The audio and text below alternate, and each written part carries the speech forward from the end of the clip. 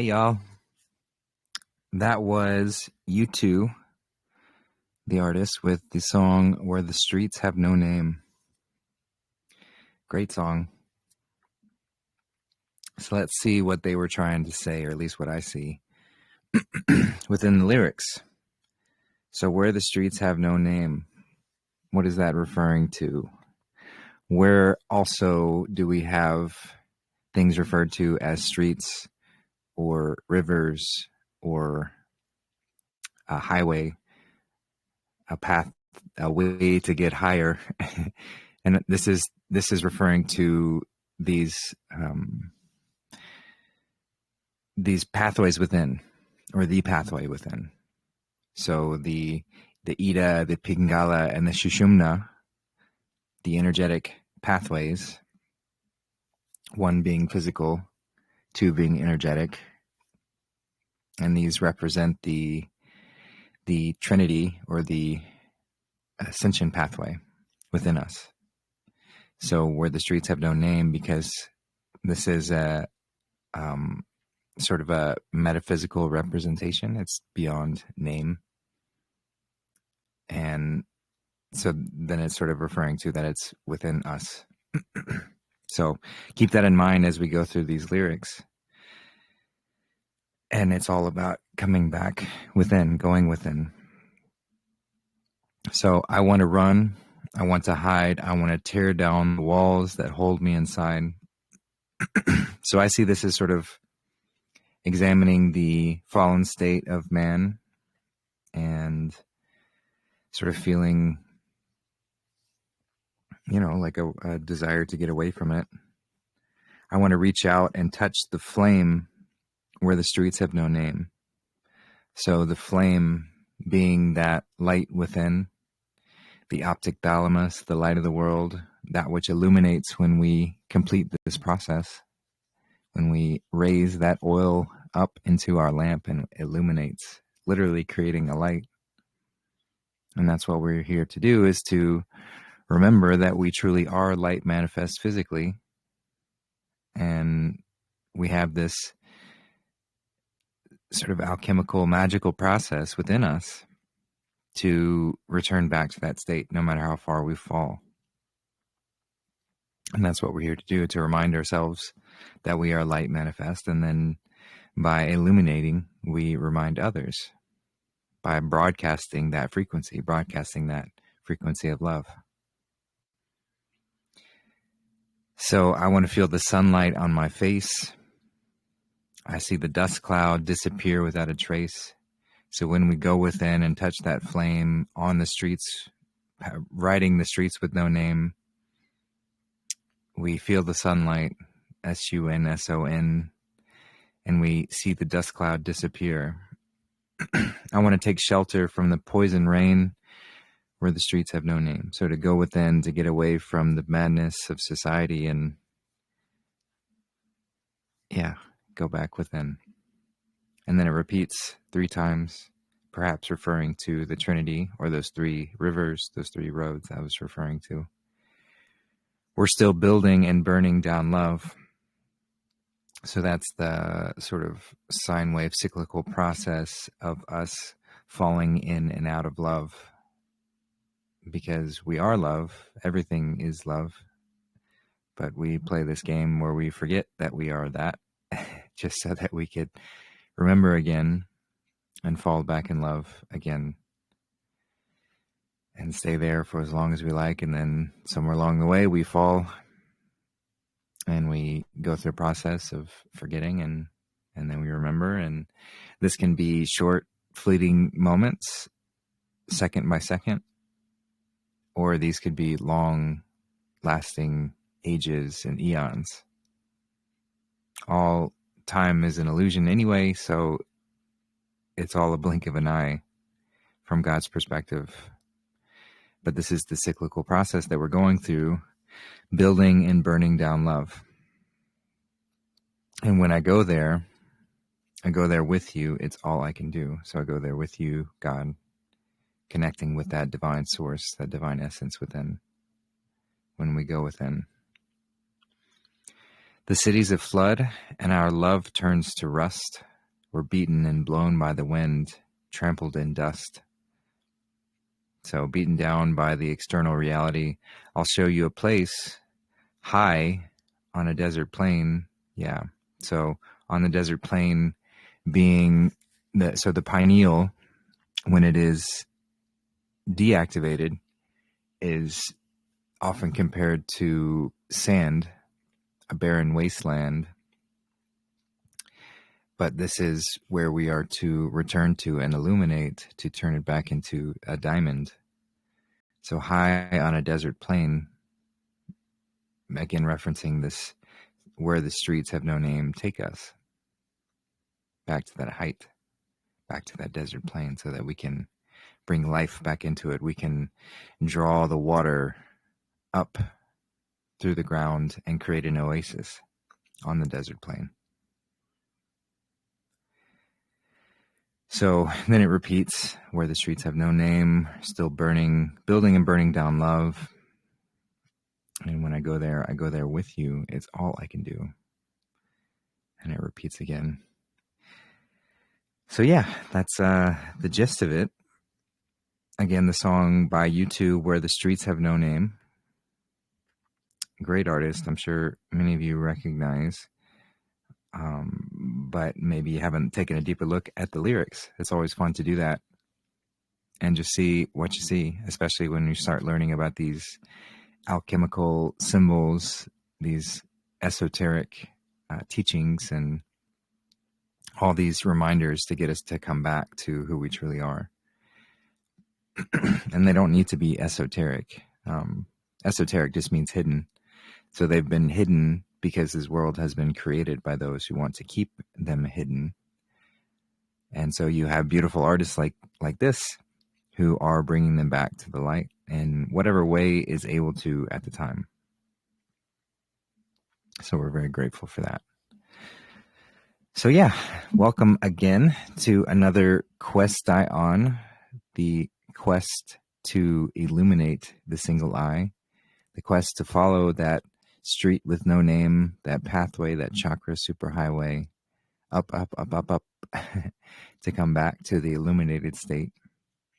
And the only way that we can truly be in that quest, this quest I am on, is if we are humble enough to ask, humble enough to show up, to be open to receive. And that's why Jesus says that, or Yeshua says that. Ask and ye shall receive, seek and ye shall find, knock and the door shall be opened. So that's the action that we take, is to prepare ourselves to be in a state of openness, to be asking. And so this show is a great opportunity to practice that and to show up and ask and see what we come up with, see what we see, and see where it takes us. And I'm not here claiming, and nor will I ever claim to have all the answers. How dull and boring would that be if any of us did? But I'm happy to share what I have learned, and I'm also happy to humbly admit what I don't know. But it's amazing the people who show up to these conversations, and through our sort of collective input, we can usually come up with something for every topic. So if you do find yourself having some input and you want to share something about any topic that is being spoken, feel free to jump in at any point.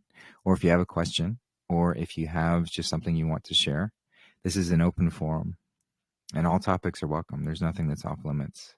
I do love doing this like this because it just lets that's being open as well, to let the divine take us wherever she needs to. Wherever we need to go, whatever we need to see, that's where the conversation will take us today. So if you find that inspiration within you to say, hey, I really want to share this, or I really want to ask this, don't hesitate. I know it can be intimidating, but this is it's a safe space to show up. And there's no such thing as a stupid question or something that's not important. Because if you are willing to share and to ask, you know that so many others who maybe live on the call or listening to the recording later on have that same question or want to hear on that same topic. So it's a gift. It's a gift to offer.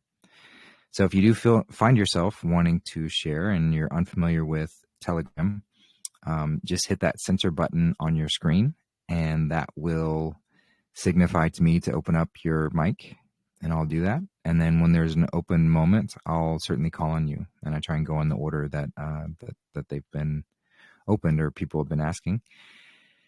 And if your mic is already open, just find a quiet spot to jump in. Don't be shy, and we're always welcome, always wanting to hear from people, and so there's always a space to do that. So yeah, just some quick announcements before we jump into the show. Just a reminder that I am 100% donation supported to do all that I do. So if you find yourself wanting to contribute in any way, you can go to my website, justincarpenter.org, and there's a contribute button. Very easy to find. And here's all my links to support me any which way you can. And I'm very grateful for all those who do. And I just want to say there's no expectation for anybody. I do this freely, and I love doing this freely. But it does help to just ensure that I can keep this going, because I don't have another source of income. So it just helps me to focus my full undivided attention on this. And it's amazing how God always provides whenever I have need. It's truly a wonderful exercise in faith to stay in that space. And I do enjoy that process. And it's through the grace and the gifts of you all that I'm able to do that. So thank you, thank you, thank you. And there have been some recent sort of developments in the past few months of other groups that I'm helping to support. So one of which is Bali in Uganda, and the orphanage, the Lions of Uganda. So I've been helping them recently to sort of just take care of their basic needs, getting the children fed, making sure they have beds and blankets and clothing and whatever they need to take care of themselves. They really get by with so very little, which is, impressive. But I want to make sure that we continue that support so that they don't have to go without. So if you do find yourself able to support any which way, you can go to this Gifts and Go Lions of Uganda to help out in that way. That goes directly to them. I'll send it to them. Or if you just want to use any of my contribute links and write a note in there that say you'd like this to go to Bali and the children, I get that over to them right away. We have a thread, a group where I send the note of who sent the donation and send it over to him right away. And he's always so very grateful for any help. And he's a very faith-led man as well. Just a very beautiful man that just wants to help, saw a need in his community of children who needed help, and he helps out. And they just recently had a gathering where they helped to feed and to give supplies to not only the local children, because they have about 27 children staying there full time. And then they have upwards of 50 some odd children that come by from the local community that don't really have a good space in their own home, maybe don't have food on a regular basis. So they'll come by and they'll get fed at the orphanage. And then recently they just had an event where they invited all of the the local widows and families in need in the area to come by and get food and have a little celebration for Christmas. And so that was really lovely to see. He sent a lot of videos. I think he's posted them to the channel as well. So if you are curious and you want to see some of the videos and things of what they've been doing, you can go to the Lions of Uganda Children's Ministry on Telegram or at Lions of Uganda. So thank you to all who have helped support with that. And then also there's been a group that I've been helping called the Foxhole Foundation. And that has been in primarily helping in the Western North Carolina, Eastern Tennessee region for the hurricane relief. So those who were affected by Hurricane Helene, they've been going through and helping to give support, giving out cash relief to those who have been hit the hardest and needed help with just supporting themselves in these winter months. And then they've been helping to get campers and RVs and things to people who don't have homes and were sleeping out in the cold. It's amazing all the work that they're doing. So if you want to get involved with them at all, you can, the easiest place is their website, foxholefoundation.org. They're also on Facebook, which you can find them, and they post a lot of updates and pictures and things on that space. And here's where you can donate to them to help in that way as well. Now, I'm happy to send donations to them as well if you want to include that in a note, but here's a direct way that you can do that. So they are a wonderful group of people. I have absolute confidence that they are going and doing as much as they possibly can to get support to those who need it. So it's a great group to get involved with. And yeah, I'm very, very honored to be a part of it as well. So yeah, that's that's probably it for the introductory announcements. Thank you for your patience there. And today, so we're going to start with one topic. We'll get to you in a minute, Belinda. Thanks for raising your hand. But we wanted to start with a particular topic that we didn't have time to finish last week. So I see Darth is on, and you can let her go first. I'm running a little bit late, and I'm still putting my thoughts together. Oh, great. Yeah, take your time. You just let me know when you're ready. So we'll start with you, Belinda. Thanks for being here, and thanks for thanks for jumping in. So go ahead.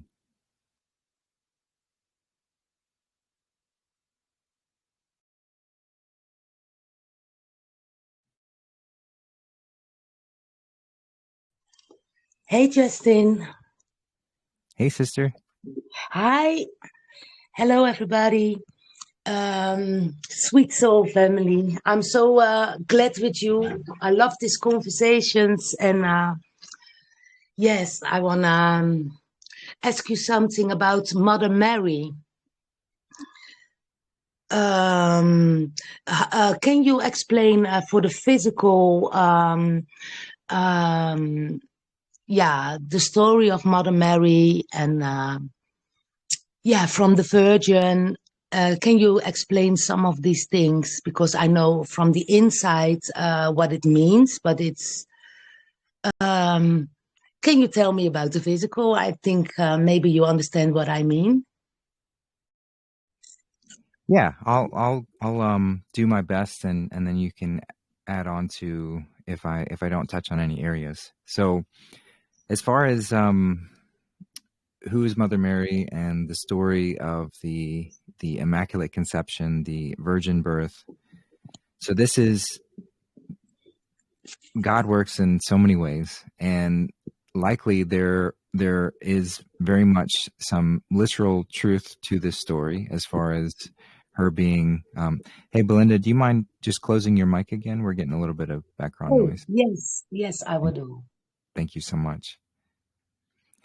So it's very, very possible that she was immaculately conceived, and that this was a divine intervention movement in this space to have her conceive without the traditional intercourse that we've grown accustomed to, and believing that is the only way that you can rear a child. My belief is that there is another way without the need for that actual physical act, and especially concerning the physical transference of sperm into a woman's body. That's more of the that is one way to do it. Of course, we know that, but I do believe that there's more of an energetic transfer of information that can occur where that's not necessary, to where you can still have a partnership of a man and a woman to create that pair, but perhaps it doesn't require that actual act to go forward.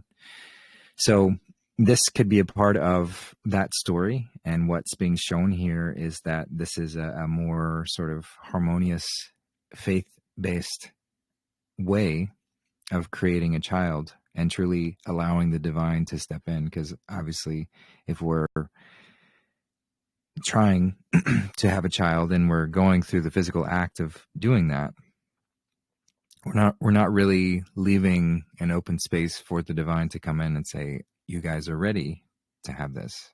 I mean, you are in some ways, but if there is this magical process that can occur without that act being necessary, wouldn't that be a much more divinely orchestrated event? Now, I don't know this with certainty. I have not heard or studied this extensively or seen physical evidence of this, but this is something that I very much believe in.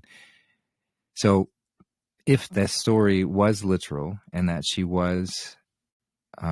did conceive in this way, then this would represent a sort of divine reminder to us, again, not to take the church's interpretation of it as if this is the only Son of God and that we're to worship this being that was born in this way, but as if this is the ideal scenario. This is the ideal situation. This is the highest form of man to be conceived in this way. And so then we can re-examine, well, maybe how are we doing it differently?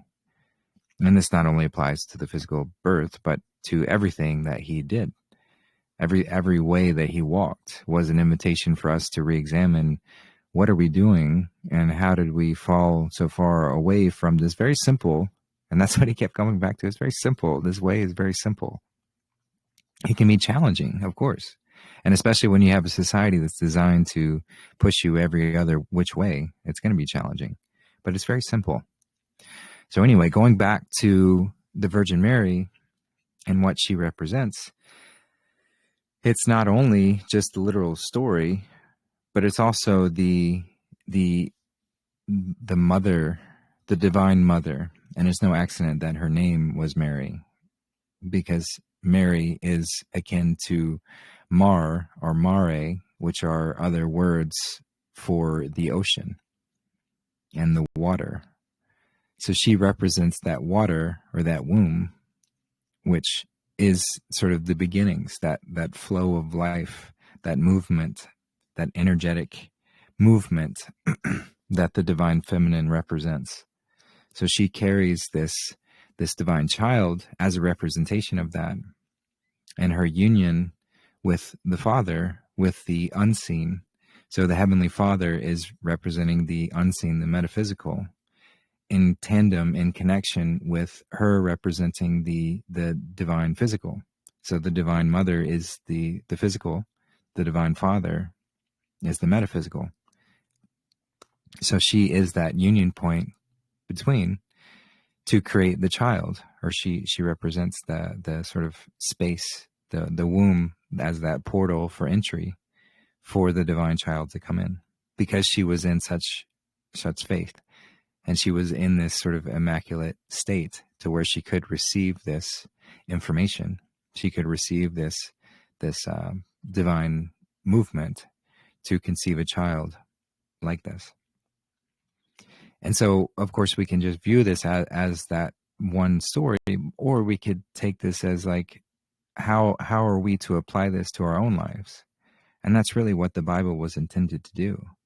It was intended to be a book for us to take every character and every element into it and find how it relates to our own life. How can this play out in other ways besides just the literal story?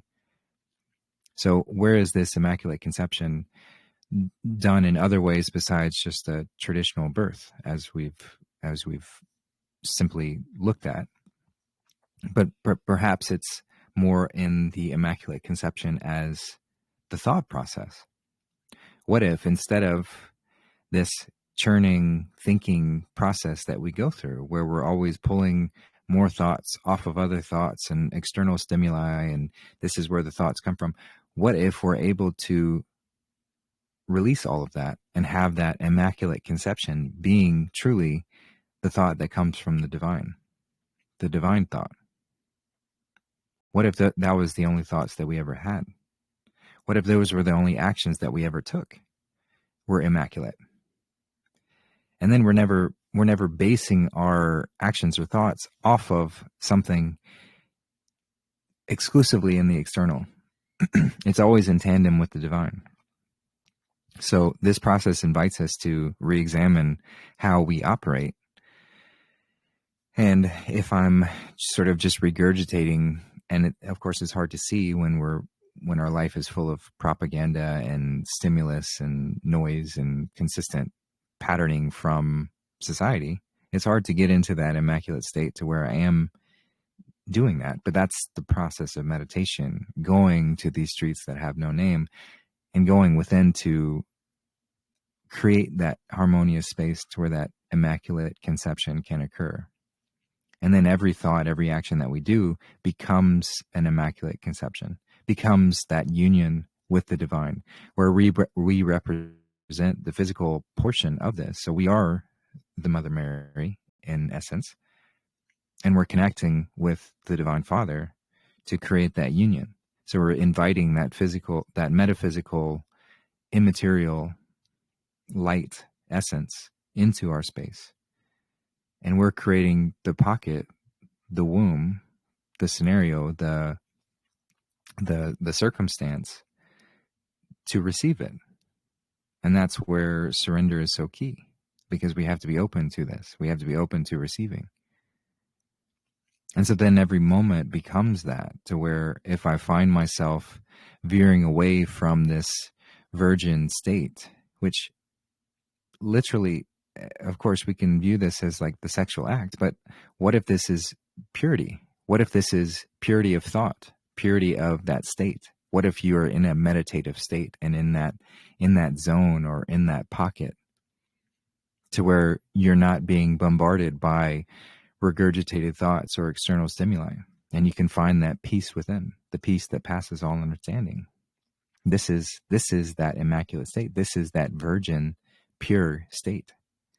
So when we're in that, then we're much more able to receive that divine inspiration. And so that's what helps us to stay in that flow, in that divine movement. And of course, it's very challenging to always stay in that state. And that's the ebb and the flow. And we that's the fall and the spring. You know, we go through the process where we fall, and that's okay.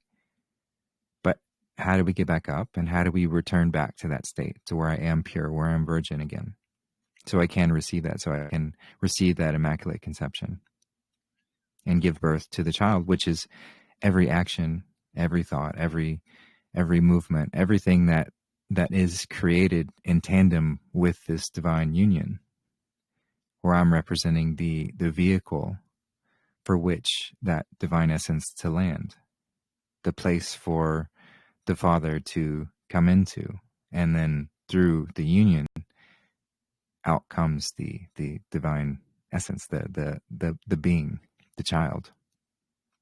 And so if we can view every scenario from this lens in this way, it just creates a much more, it's an exciting process. It's a huge love story. I mean, this is the greatest story ever told, and it's the greatest love story ever told. And we're a part of it. We're acting it out every day through our actions. And if we're falling out of love, that's okay. It's not as comfortable in that state, because that's designing us to come back into where we fall back in with love. We come within, and we're able to receive that love, but only if we're in that virgin, pure, immaculate state. And so this plays out in many ways with our physical vessel, our physical temple being in an immaculate state of alkalinity, so that we can receive all these gifts. If we're full of acidic turmoil, if our bodily systems are on fire, then we can't receive. We're going to be distracted by the pain of our physical body, and literally that divine essence represented by the chrism oil as the child cannot rise effectively when we're in that acidic state. So that's being immaculate, that's being virgin, that's being pure, is being alkaline. And it shows up in many ways. Are we full of sort of alchemized emotion? Not that emotion is bad, but raw emotion is is inviting us to transmute it, to alchemize it. So if we leave it in that raw state, it has the potential to cause all sorts of trouble. So we have to invite that emotion to move through into that alchemized state, and that's purifying ourselves again. We're going through that refining process. So not to push away emotion. That doesn't work, first of all. And it's not the point of the process. The emotion is the sort of raw energy that we can use, but it's inviting us to alchemize it, to transmute it.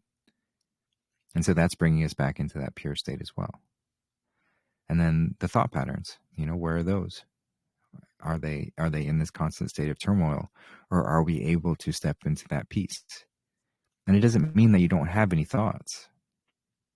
Of course, you can get to that state, but it's where are the thought? Are my every actions being dictated by my thoughts?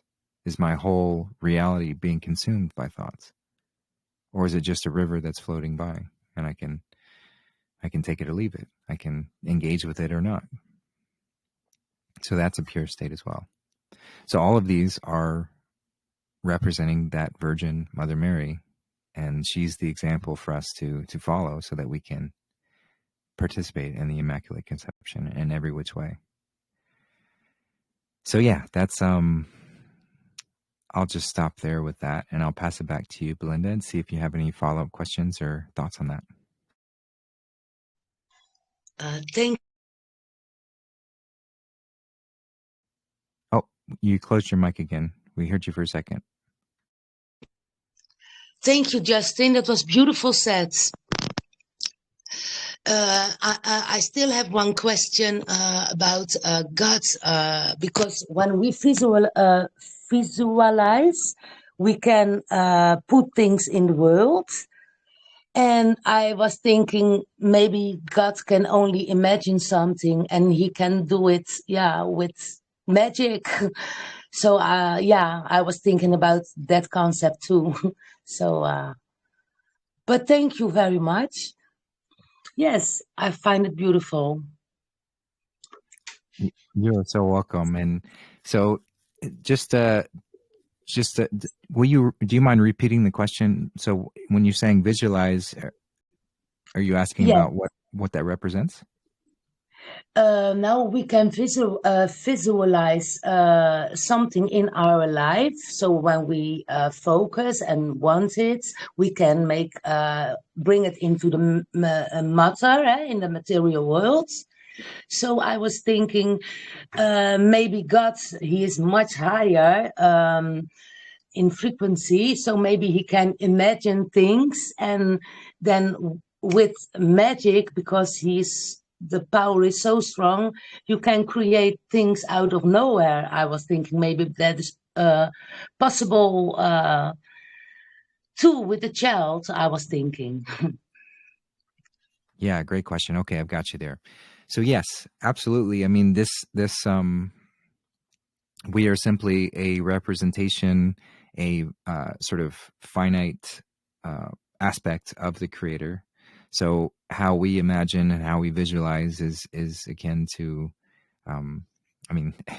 it's akin to how the Creator would as well. And we are no different than the Creator, other than we are a sort of step down perspective, a varied, where we chose to experience a limited form, so that we could go through the process of remembering that we are unlimited, but also playing with the limitations as well. And they create sort of like a fun experience, if you will, to have.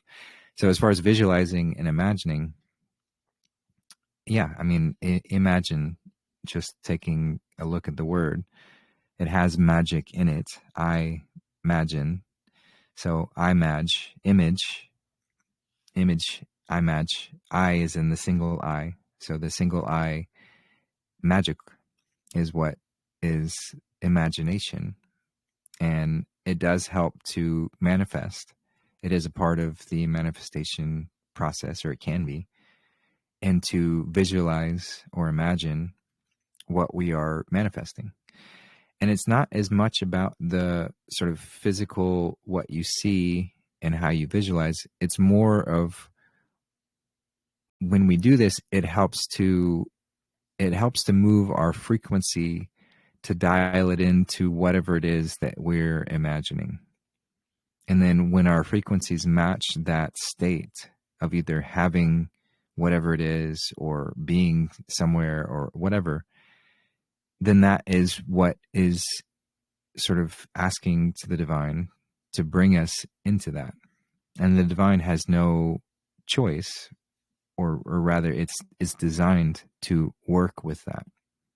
So as soon as we start to operate at that frequency, then it's going to move us into that state where that becomes a reality. And that's where people get often misconstrued with imagining or visualizing and things not happening. Well, if you're imagining, but you're embodying a frequency of lack, then that's the signal to the universe. That's the signal to creation, is the lack. And so that frequency is going to override any desire of wanting to have something. And even the wanting to have something is still a frequency of lack to a degree. It's embellishing the don't have. And so creation is like, oh, you don't want that? Okay. Granted.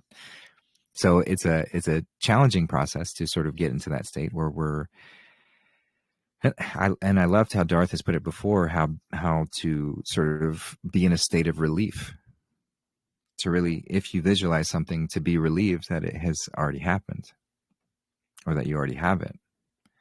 So this is more aligned with that frequency of as if it has already happened, and you're sort of nudging creation to make it so, because it's creating a sort of unstable state, if you will. And creation is always bringing things back into stability, always bringing things back into balance. So if I'm embodying the frequency as if I already have something, creation needs to make that happen, so that the energy is homogeneous. It's balanced out.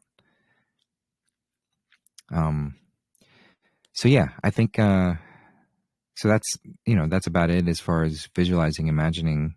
And of course, this is all part of God's imagination, and that it's ever evolving, ever expanding, ever creating, ever changing. And it all stems from whatever, if we can even imagine a beginning, if there even was one, or if this all just was and is because of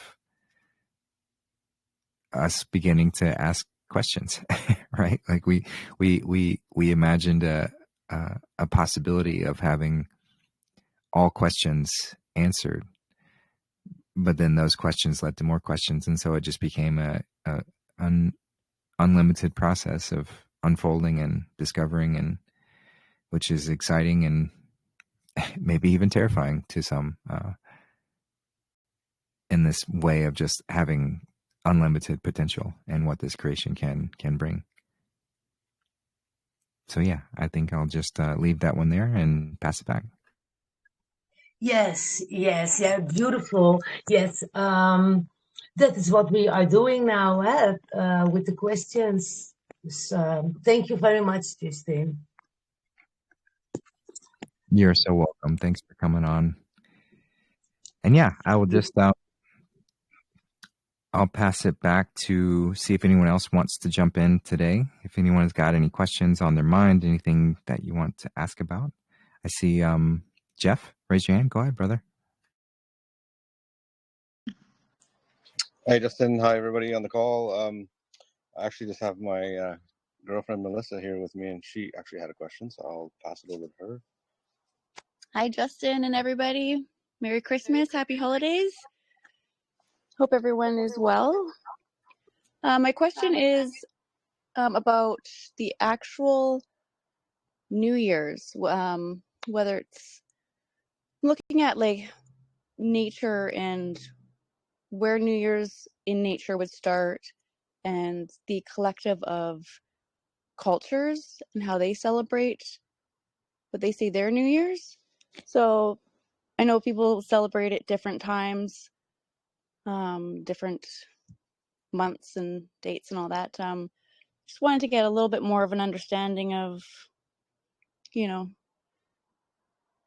we celebrate on the 1st of January, North America, but I'm just trying to find a better understanding of, you know, where would normally, or not even normally, that's not the right word, but, you know, where would it lie with everything considered? That's such a great question. And Merry Christmas to you, and thanks for coming on. It's good to hear from you. And yeah, and a very timely question. Really appreciate that. So we are approaching January 1st, which most in this modern times celebrate as a new year. And I would challenge that. I call it the fake new year because it's not really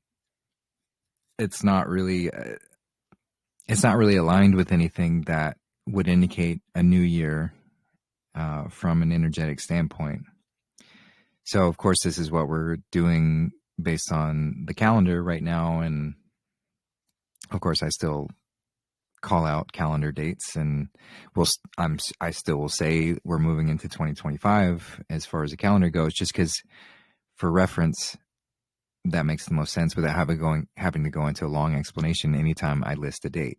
And so that's why I'll sometimes funnily say, which I didn't even say today, but we are December 27th today, 2024, as some call it.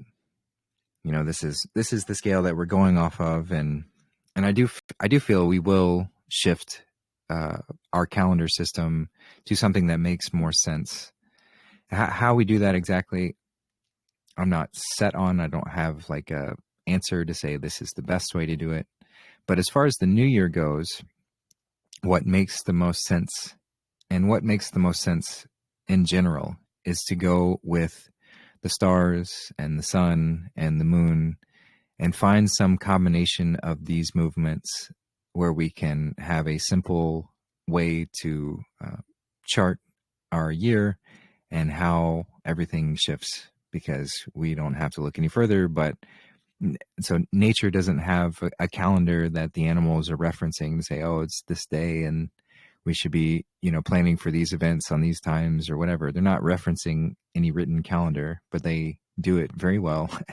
And they honor the new year in a way that makes a lot of sense, and not being this time of year, but being in the spring, when there's truly something new life.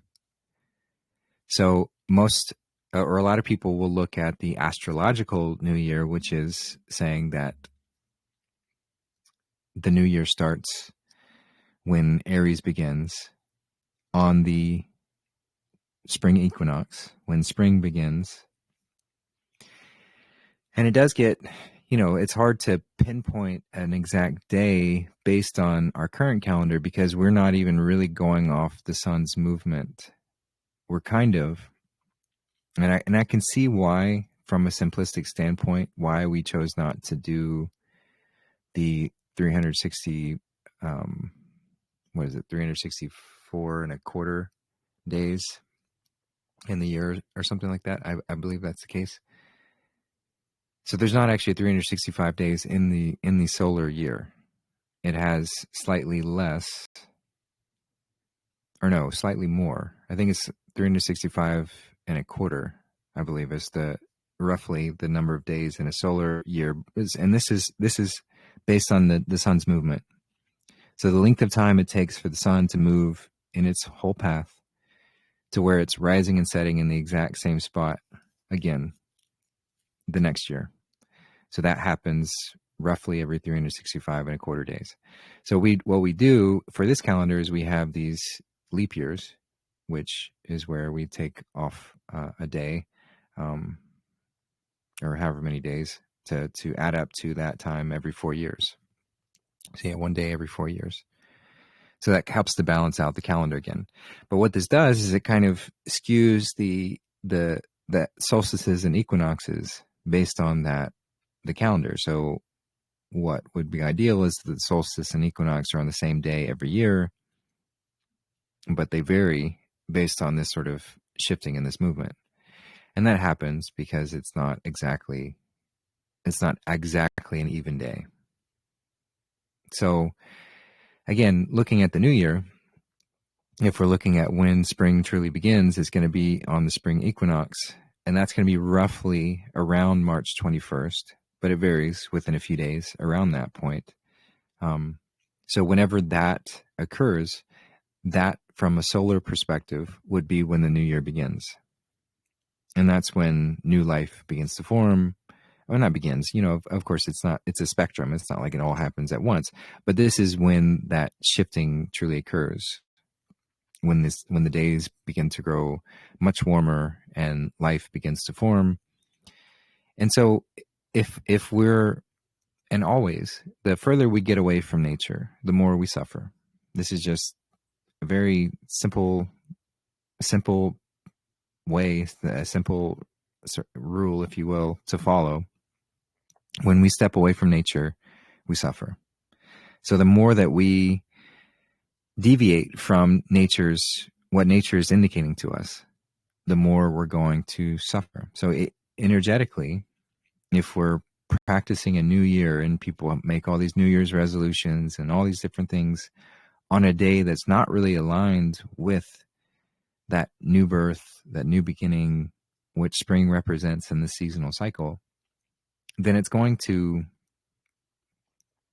going to be as effective for whatever it is that we're trying to establish during that time.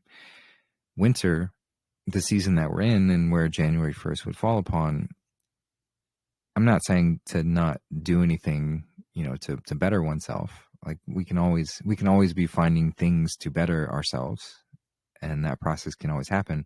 But this season is really more of a time to be still and to be sort of shedding.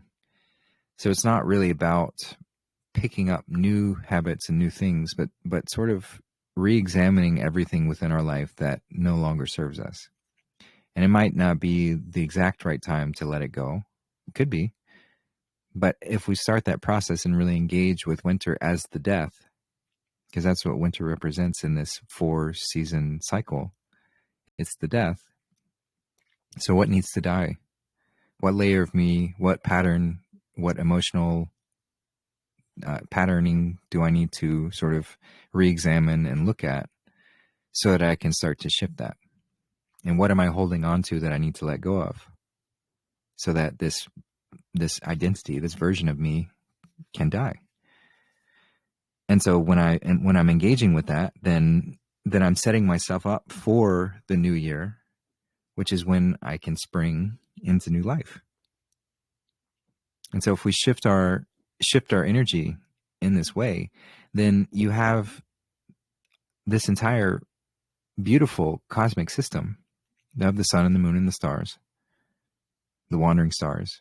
And of course, they all have their own patterns and cycles. So it's not to just negate the rest of it in lieu of just the sun. But the sun's pretty important. It's a pretty important energetic movement. And so when we get in alignment with the sun, then all that energy is going to be augmenting and enhancing everything that we're doing. So it's a much more effective way of being to really have this continual evolutionary process that we're all engaging with to occur in the best way. So that's what I suggest is let's get back to nature. Let's get back to the ways that we can better align with that. And again, I'm not saying that I have the answer on exactly how to do a calendar in the best way possible, but it is something that I'm never going to step away from the solar calendar or the lunar calendar or all of these wandering stars and their paths and patterns. They all have something of importance to share with us. And when we get in alignment with them, then that energy is enhancing us instead of combating us. When we're going against the energetic shiftings and the cyclical patterns, then that's when we're fighting against nature, which we'll always lose.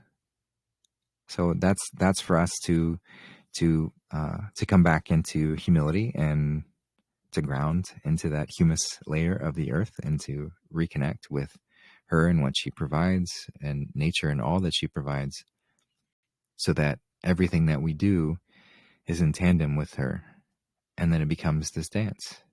It becomes this orchestra that we're playing along with. And it's always playing in the background. And somehow in our sort of masculine mind, where we want to do things our own way, we have this idea that like, oh no, I'm going to play a different song, or I'm going to get lazy with tuning my instrument, and it's going to be, and then all we get is discord when we try and play, because we're not practicing and we're not tuning our instrument and we're not recognizing the harmony of creation and recognizing that I can play a different song, or I can add a different melody to this harmony. I can add something to this that is completely unique. I don't have to be the same as anybody, but it adds a layer to the harmony instead of going against it.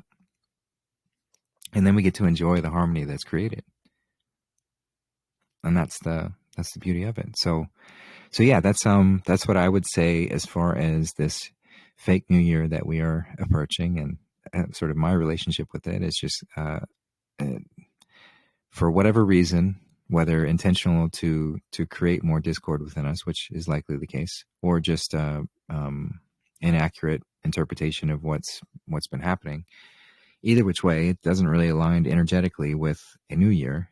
So while I still will be changing the date that I'm referring to as far as the year goes, just for simplicity and communication, energetically I will be practicing and engaging with New Year coming spring. So around March 21st, I'd have to look up when the actual spring equinox is, but that's the best day to engage with, and a wonderful day to prepare for newness and to set those new intentions and to bring on new practices and all of that.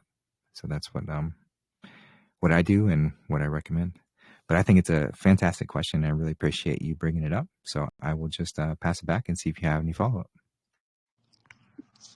Thank you so much for that, Justin. That was a great explanation, and you hit a lot of things that very aligned with, especially your explanation of aligning with nature and the death and decay of this season, and to look inward and to let go and to release, and the time for recharge and renewal. And all these things that you touched on, I'm very happy that we got to listen and everyone find better understanding with, our alignment back to nature and, the cosmic symphony that we're all instruments with. So I really appreciate your explanation, and I hope the best for everybody in 2025, and let's all keep ignited out there. Thanks, sister. I appreciate you. Lila, did you have something you want to share?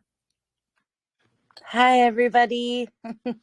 Yes, happy, as we like to say, happy Christmas for now. That's been a way that I've come to deal with this whole following this calendar, but also acknowledging that it's probably not how we're going to continue living. So happy New Year's for now. And then when the person goes, what does that mean? That's maybe an opening to just say, well, I kind of live a life that's aligned with some other things, and hear what they are. Here's what they are. So anyways, and then if they don't, then it's like, I know that I've acknowledged, like, this is really a New Year's that isn't really a true New Year's in my heart and in my body and in my spirit, because I feel the malalignment with this calendar. But yeah, I wanted to say a couple of things. One is that in anthroposophical medicine, or the teachings of Rudolf Steiner, which, if nobody knows who he is, he was an amazing Christian man who lectured on all kinds of things, from beekeeping to medicine to teaching children, and he is the mastermind behind the Waldorf schools. And I took a lovely class that went through the whole year, one year, and we really looked at this relationship between our calendar and the calendar that they use in anthroposophical medicine. And one thing that I remember that was very, very wonderful to realize was that the equinoxes, the solstices, etc., are very much aligned with the Bible teachings, and with the 12 holy days and this kind of thing. So those aren't just like, oh, it came from the Bible. It's actually in deep alignment with what's happening on the earth, actually. And that was really beautiful to realize. Maybe if I had been raised religiously, I would have known that before, but I wasn't. And it was something to deeply understand. And so in that teaching, they actually are looking at the Imbolc, and the Imbolc is the halfway point between, if I'm saying this right, I think I'm correct, between the equinoxes. So there's a spring Imbolc, and there's a fall Imbolc, and the Imbolc time was very, very pronounced or focused on in anthroposophical medicine, because in anthroposophical medicine, there is a deep understanding of the ether, the etheric time. They're working with elements, and there's the material realm, but before the material comes what's in the etheric realm. And so this energy of the Imbolc time is in February, usually around like the 21st or something like that. And it is the energy of things being created etherically before they burst forth with the spring solstice. So for them, the New Year's is kind of at that time, because they understand that deeply, under the earth is where all the work is happening, and that is the new growth, but you're not seeing it, right, until the buds start bursting, et cetera, et cetera. And that really spoke to me. Another part of that was a deep understanding, how to explain this, that we don't need to focus so much on the yearly movement, although of course it is major. But if we understand that we have a birth and death cycle that happens every month, with the moon and the movement through that 28-ish day cycle of the moon phases, then we realize that we're actually having that continuously throughout the year. And of course, it's bigger at the Imbolc or at the spring solstice. It's more intense, of course, because we're working with light, etc., but and therefore weather and these types of things. But our bodies and our lands are going through this every monthly cycle. So there's a famous poem that one of the lines says, death with you is little more than the little deaths before, right? Something like that. And that was a major teaching of this understanding of the anthroposophical approach, because it really is understanding that this is happening continuously, right? So I loved that part. The other thing I wanted to mention was human design. when I attended the human design workshop, this isn't even something I've been able to bring to the community yet because there's been so much going on, but I will.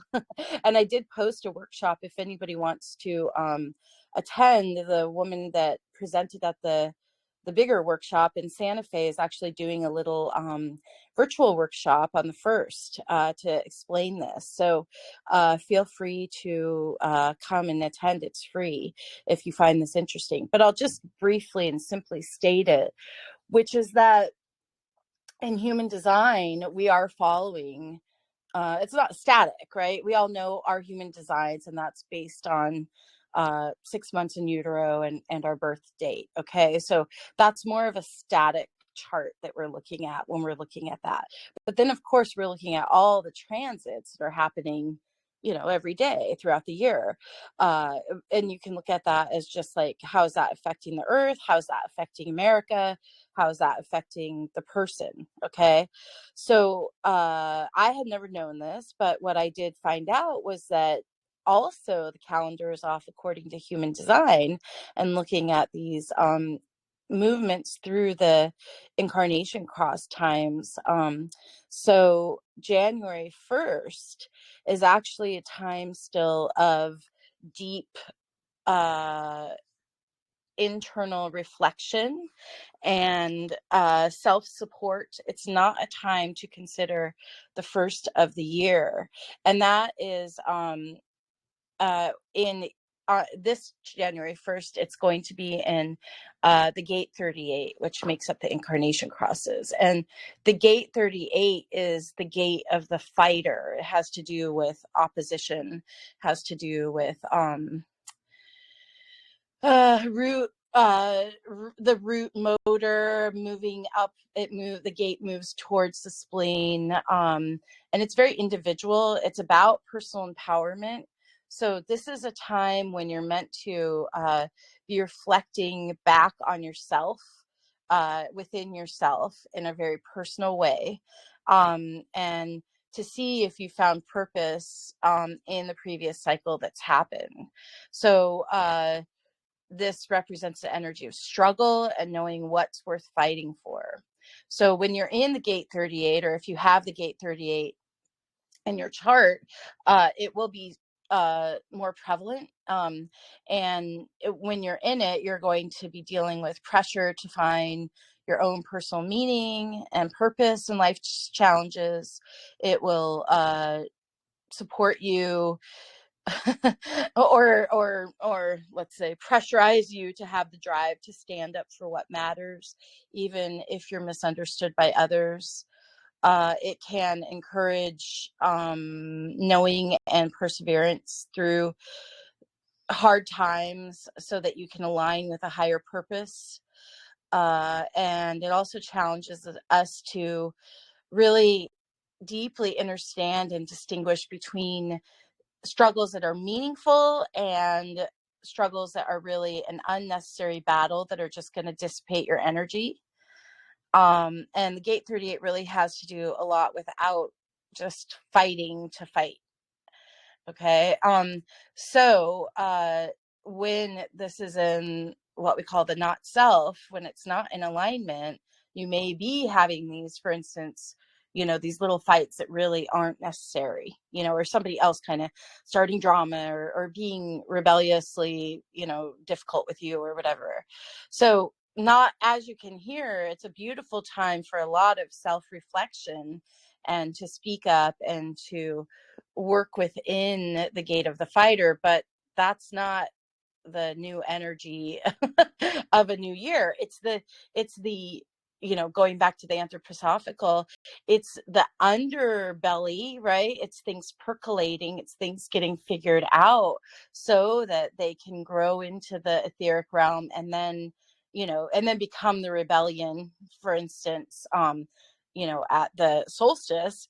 But it's just not really what you want to like set a bunch of intentions or, New Year's resolutions and then have the power behind yourself to back up living those resolutions. Okay, so it's really, from a human design perspective, it's absolutely not the new year on January 1st, and it's not in alignment with the gates and therefore incarnation crosses that would be in alignment to really pulling these things off, for instance. Now, when the new year is for us in human design is actually this year, it's going to be January 22nd. Okay, so that's when we have a movement through the gates, and it moves into gate 41. And the gate 41 is called the gate of contraction. It also has to do with the root, but it moves into what we call the collective circuitry.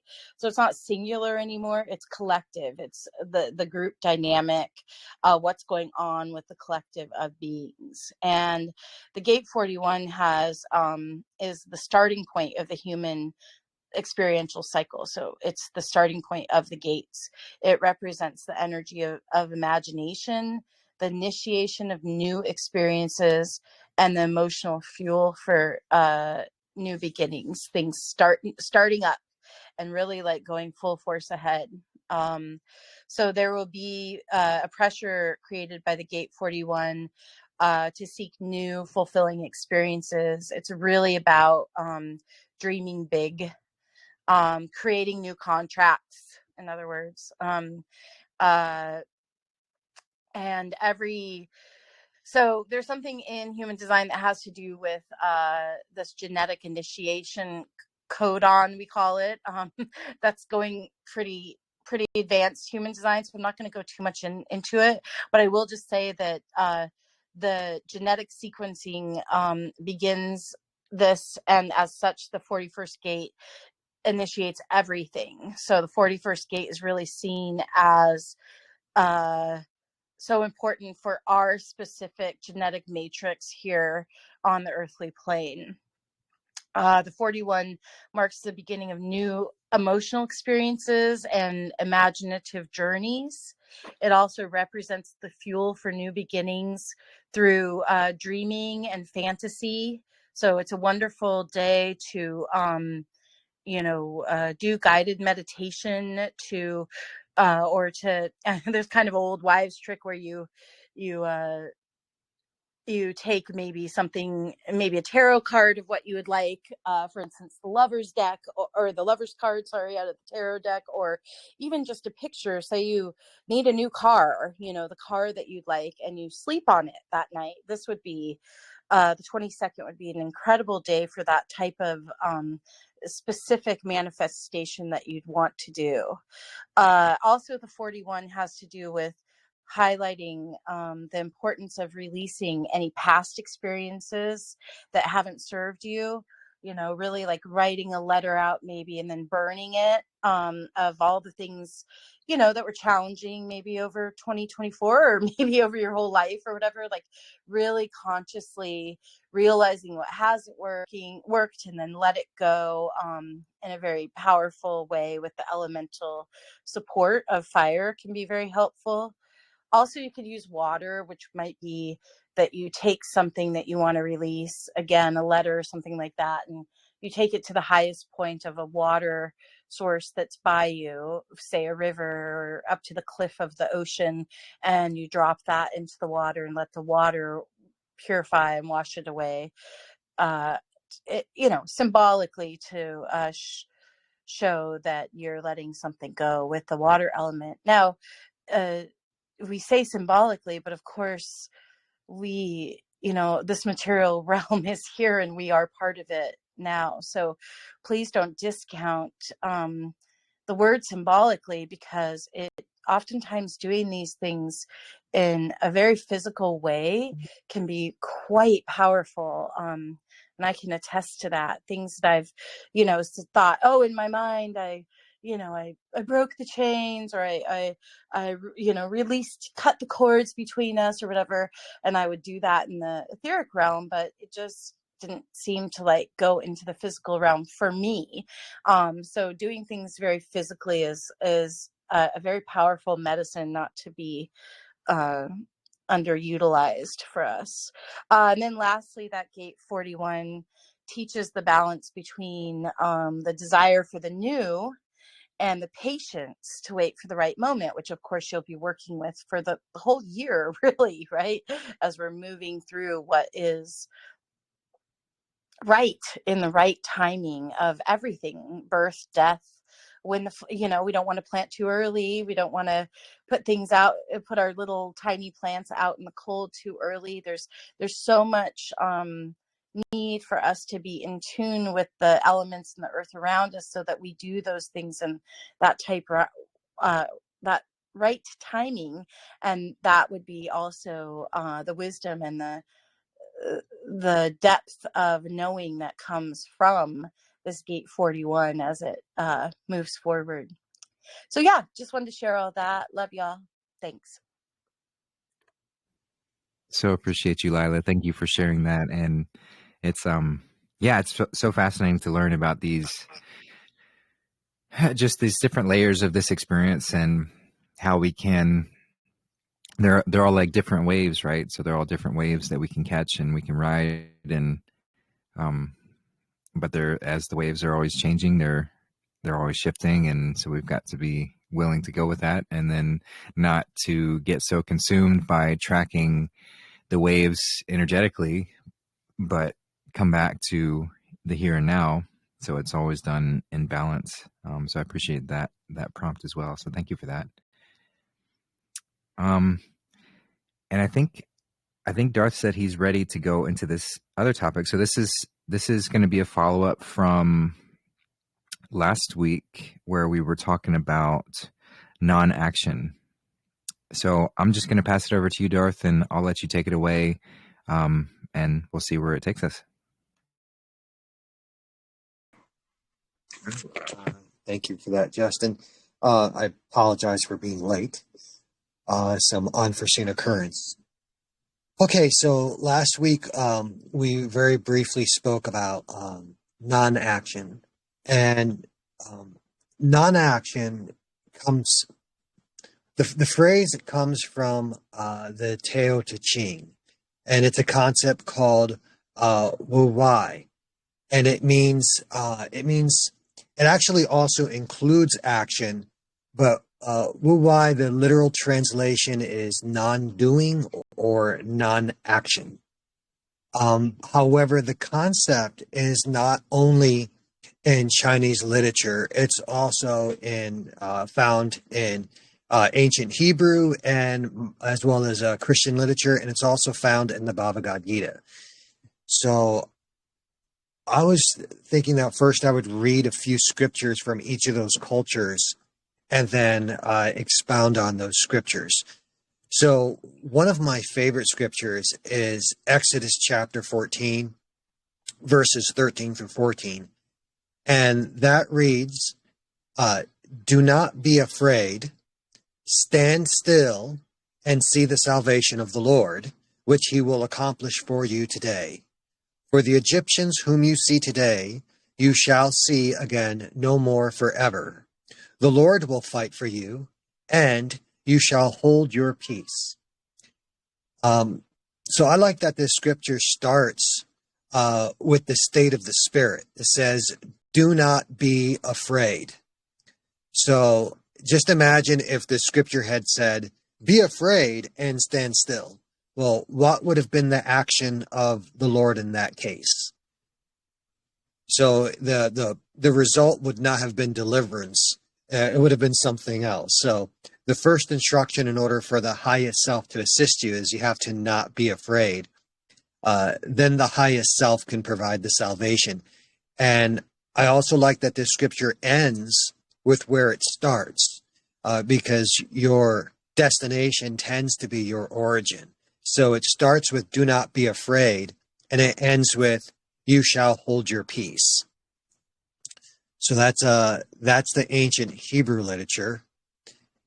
And then Psalms 127 verse 1 says, unless the Lord builds the house, its builders labor in vain. Unless the Lord watches over the city, the watchmen stand guard in vain.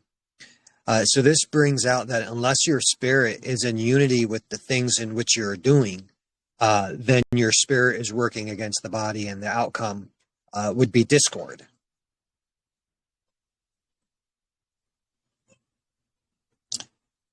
Now, whether one chooses to take no action or one chooses to take action, that's something that would have to be dictated by the connection to the highest self. So, in Ecclesiastes, it says, "There is a time for everything, and a season for every activity under the heavens, a time to be born and a time to die, a time to plant and a time to uproot, a time to kill and a time to heal, a time to tear down and a time to build, a time to move and a time to stay still." And it goes on with all the different variations of time. And it says, a time to be silent and a time to speak. What do workers gain from their toil? I have seen the burden God has laid on the human race. He has made everything beautiful in its time. He's also set eternity in the human heart, yet no one can fathom what God has done from the beginning to the end. So the Spirit is taking action based on our relationship with the Spirit, and what the Spirit is doing, we cannot see, not with our physical eyes. But the Spirit is nevertheless taking action. Okay, this is the Bhagavad Gita, chapter 4 and verse 16. It says, "What is action? What is inaction? Even the wise are confused in this matter. Therefore I shall teach you concerning action, knowing which you will be freed from the foul world." One should learn of action. One should learn of action that is opposed to right action. One should learn of inaction. The reality of action is deep.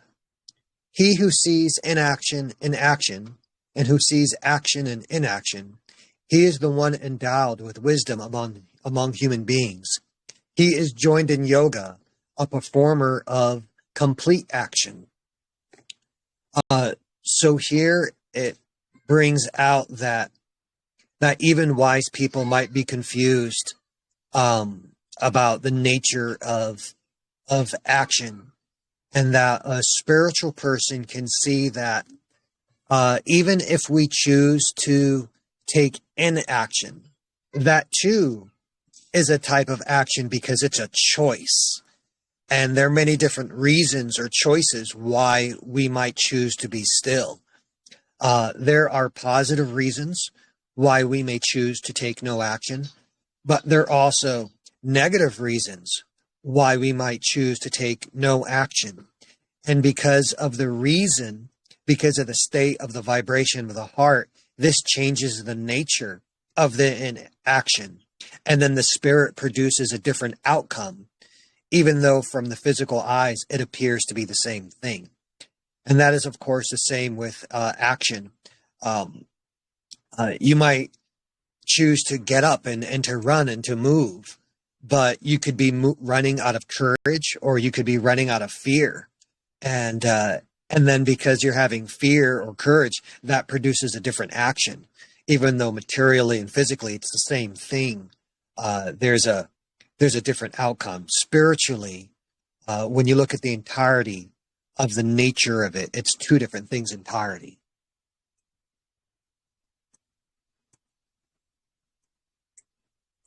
Here's Bhagavad Gita, chapter 3 and verse 19. It says, "Therefore, giving up attachment, perform actions as a matter of duty, because by working without being attached to the fruits, one attains the supreme." So this scripture is bringing out that when we are taking either action or non-action, we're not seeking the outcome because of the physicality of it. We're taking the action because that's the highest state of virtue that we can pursue. So if we choose to stay still or we choose to move, we're doing so because we're being motivated by excellence. We're being motivated by virtue. We're being motivated by the highest good. And we're seeking to remain unified with the absolute perfect self. and then we actually give up the end result of the matter, the highest self will deliver the reward, not the physical action.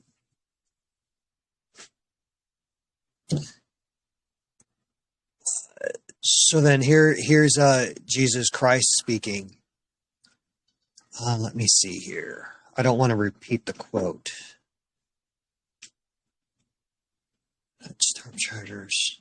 Okay, so it's a few verses. So it says, this is, what chapter is this? This is, I don't know why I cut out the chapter part, but it's verse 19. It says, do not store up for yourselves treasures on earth, where moths and vermin destroy, where thieves break in and steal, but store up for yourselves treasures in heaven, where moths and vermin do not destroy, where thieves do not break in and steal. For where your treasure is, there your heart will be also. The eye is the lamp of the body. If your eyes are healthy, your whole body will be full of light. But if your eyes are unhealthy, your whole body will be full of darkness. If then the light within you is darkness, how great is that darkness? No one can serve two masters. Either you will hate the one and love the other, or you will be devoted to the one and despise the other. You cannot serve both God and money. Therefore, I tell you, do not worry about your life, what you will eat or drink, or about your body, what you will wear. Is not life more than food, and the body more than clothes? Look at the birds of the air. They do not sow, or reap, or store away in barns, and yet your heavenly Father feeds them. Are you not much more valuable than they? Can any one of you, by worrying, add a single hour to your life? Why then do you worry about clothes? See how the flowers of the field grow. They do not labor or spin. Yet I tell you that not even Solomon in all his splendor was dressed like one of these. If that is how God clothes the grass of the field, which is here today and tomorrow is thrown into the fire, will he not much more clothe you, you of little faith? So do not worry, saying, what shall we eat? Or what shall we drink? Or what shall we wear? For the pagans run after all these things, and your heavenly Father knows that you need them. But seek first his kingdom and his righteousness, and all these things will be given to you as well. Therefore, do not worry about tomorrow, for tomorrow will worry about itself. Each day has enough trouble of its own. So the movement that Jesus Christ started was actually originally just called the Way. And it was actually called the Way even before Jesus Christ started teaching it, which is what the Tao Te Ching is called. It's called the Way. That's what Christianity was before the legalistic apostate Paul got his hands on it and transformed it into modern Western Christianity. All right, so verse 19 starts with, do not store up for yourselves treasures on earth, where it can be taken from you. So we should be seeing this, we should be striving to seeing things from the perspective of spirituality or heaven, not from the perspective of the material realm. Because in the material realm, the world is so much bigger than we are. We can work hard. We can be diligent.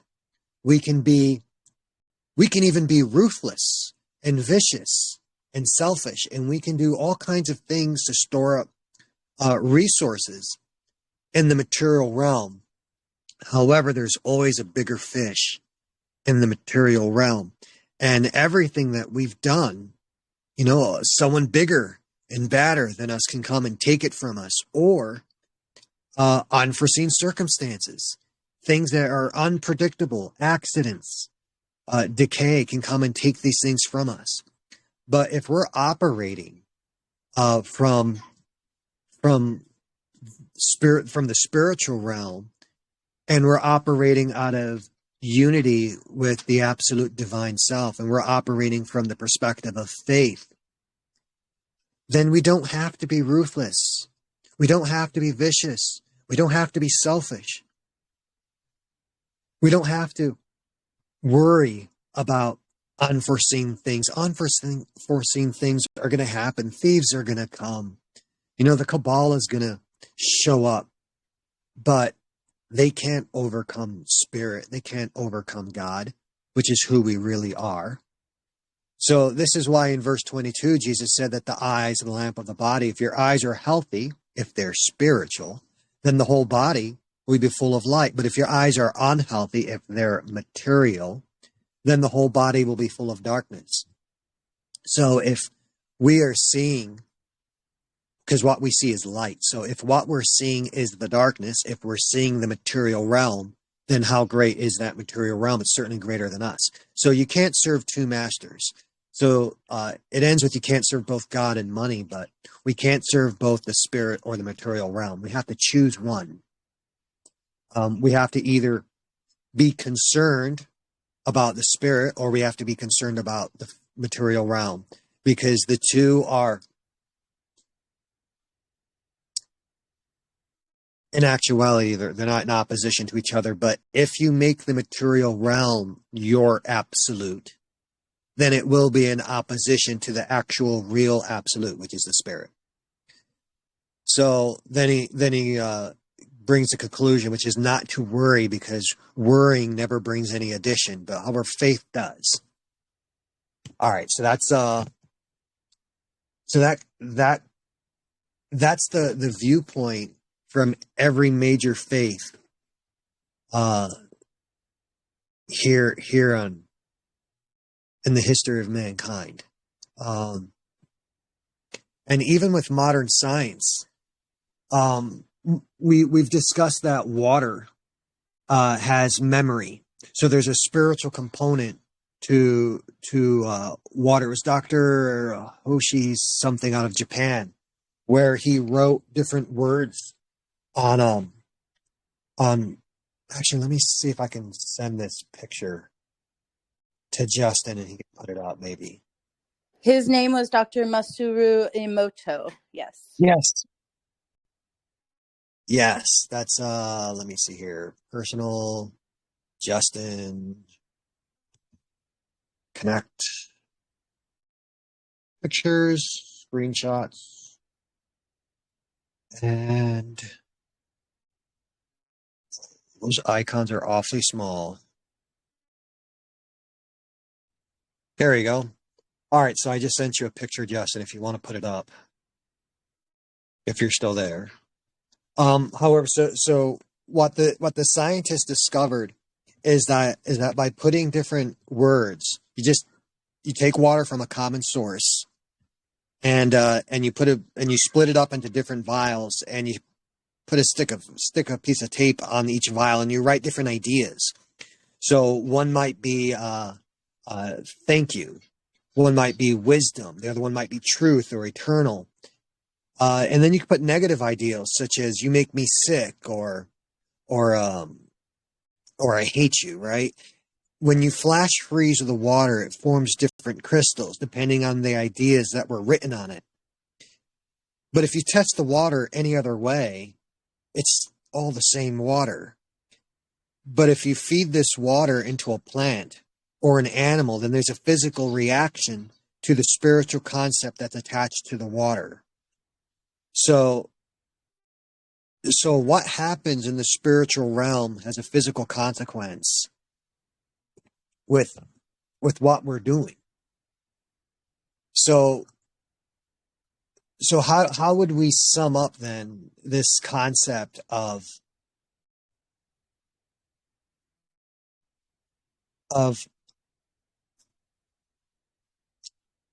action? So here's what the Tao Te Ching says about it. It says, less and less do you need to force things until you finally arrive at non-action or spiritual action. When nothing is done, nothing is left undone. True mastery can be gained by letting things go their own way. It can't be gained by interfering. It says that the gentlest thing in the world, which is spirit, overcomes the hardest thing in the world. That which has no substance, which is spirit, enters even where there's no space. This shows the value of non-action. Teaching without words, performing without actions, that is the master's way. Do you have the patience to wait till your mud settles and the water is clear? Can you remain unmoving till the right action arises by itself? The master doesn't seek fulfillment. Not seeking, not expecting, she is present and can welcome all things.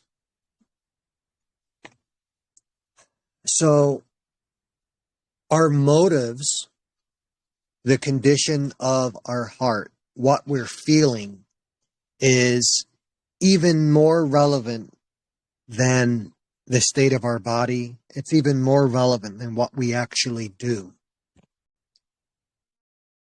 So this means that even though materially, as I said before, an action can be the same, such as getting up and running or getting up and fighting, the motives can be different, which produces a different outcome. So there's different types of non-action as well. So here's some lists of non-action. So one might take non-action because of confidence. One may take non-action because of intelligence, because of experience. One might take non-action out of self-sacrifice. Okay, so these are all positive ideals resulting in positive outcomes. But here are some negative non-actions. A person might take non-action because of fear of failure, because of a lack of confidence, because they're simply overwhelmed. Someone might take non-action because of procrastination, self-doubt, a fear of judgment, because of confusion. They might take non-action because they became distracted, because of negative self-talk. They might take non-action because they're a perfectionist. So because they can't take perfect action, they take no action. And that ends up with a negative result. They might take non-action because they're unprepared or because they're intimidated by what they may have to do. So there's different types of doing nothing. But the reason why there's different types is because there's different types of motivations or different types of spirits that originate with the physical state. So I hope that explains the difference of the cause and the spiritual cause versus the physical effect. And the way that we would want to make sure that we're taking the proper spiritual action is that we want to remain conscious of the state of our heart. We want to ask ourselves, why are we doing this, or why are we not doing this? What is our motive? What is our origin? Is our origin faith, or is it fear? Are we trying to materially force a certain result, or are we willing to let the Spirit bring us what we need? How connected are we to the guiding, our highest guide, the highest self? So, and it's not something that we can that we may not master right away, but it's something that everyone who's a child of the light, everyone who's a child of Christ, everyone who's a child of the highest good it's something that we're all capable of achieving. And then what we should always do is when we successfully take spiritual non-action, right? When we successfully produce a result by virtue of faith and by virtue of spirit, we should be careful to document it, to write it down, or to make a mental note of it. And every time that we successfully take spiritual action, we achieve non-action. We want to add it to that list because we're developing that spiritual muscle, that ability to manifest something into the world by virtue of spirit. And then when the next temptation or tribulation arises, and that we see that wave of physicality coming, we see it with our physical eyes, and it's, you know, it's the bank, or it's the mortgage, or the car breaks down, or whatever it is, or the enemy's coming, you know, we can remind ourselves of everything that we've overcome in the past by virtue of spirit, so that we can attune with that spirit. And then we send that spirit forth, whether we're taking physical action or we're being physically still. Our spirit is going ahead of us to do the work for us, so that we're working alongside of it, and we're actually co-workers with that highest spiritual self. And then the spiritual self will ensure that there's the proper result. Beautifully said, brother. Thank you for that. And it's so important. Yes. Thank you for explaining that so beautifully. And it was, it's good to really draw attention to that non-action can be motivated through fear, in that sense of that's what leads us to complacency and leads us to this sort of either laziness or inaction when we're called to take action. There are times when the divine is urging us to take action, and usually it's to bring justice into a space, or whatever way it might be inspiring us to move. So taking inaction at that point in time is denying the divine's movement within us. And so this goes back to that initial conversation about the Virgin Mary and how we are to embody this virgin state, to be in the state of receiving the divine influence wherever. And the only way I can be there is if I'm in a non-action state, or an equanimous state of being. Equanimity is this state of being unfazed by what's happening in the external. Not that I don't interact with the external. We're here to interact with the external. We're here to be with it. But I'm not letting the external run the show. I'm not letting the exterior influences dictate my reality, because inspiration comes from within. So that's where if I'm in that equanimous state, unfazed by what's happening around me, I'm able to respond instead of react. Or it's not just a knee-jerk reaction where I'm jumping from one thing to another. And this is how we've been conditioned to be in this reactive state. So as Darth mentioned, it takes time to practice, and there are many ways to step into that further. I think it's a great idea to write things down if you do find yourself, having that equanimous, unfazed, non-action state of being when you might have been, through fear or whatever, compelled to react, whether that be through a conversation, somebody said something that triggers you. And if you can find that stillness within that, that's a huge, huge milestone to mark and to note. So, and it's not, of course, it won't be the end of being triggered, but it marks a potential so that we can find that state within.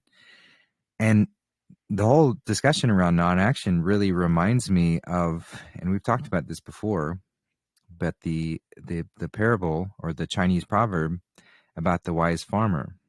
So I'm just going to read this because it's a great one to remember. So once upon a time, there was an old farmer who had worked his crops for many years. One day his horse ran away. Upon hearing the news, his neighbors came to visit. "Such bad luck," they said sympathetically. "You must be so sad." "We'll see," the farmer replied. The next morning, the horse returned, bringing with it 2 other wild horses. How wonderful, the neighbors explained. Not only did your horse return, but you received 2 more. What great fortune you have. We'll see, answered the farmer. The following day, his son tried to ride one of the untamed horses, was thrown and broke his leg. The neighbors again came to offer their sympathy on his misfortune. Now your son cannot help you with your farming, they said. What terrible luck you have. We'll see, replied the old farmer. The following week, military officials came to the village to conscript young men into the army. Seeing that the son's leg was broken, they passed him by. The neighbors congratulated the farmer on how well things had turned out.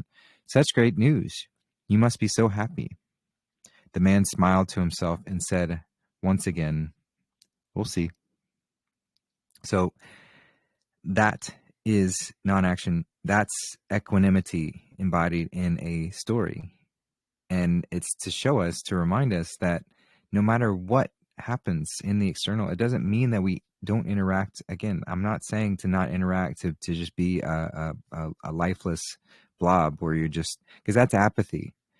There's an apathetic state, which is a fear-based state of turning into, and that's what society wants to condition us into, this apathy of like, I don't give a shit about what happens anywhere, so I'm just going to go get fucked up and party and or whatever, like whatever sort of state of apathy, depression, and any of these things can bring us into.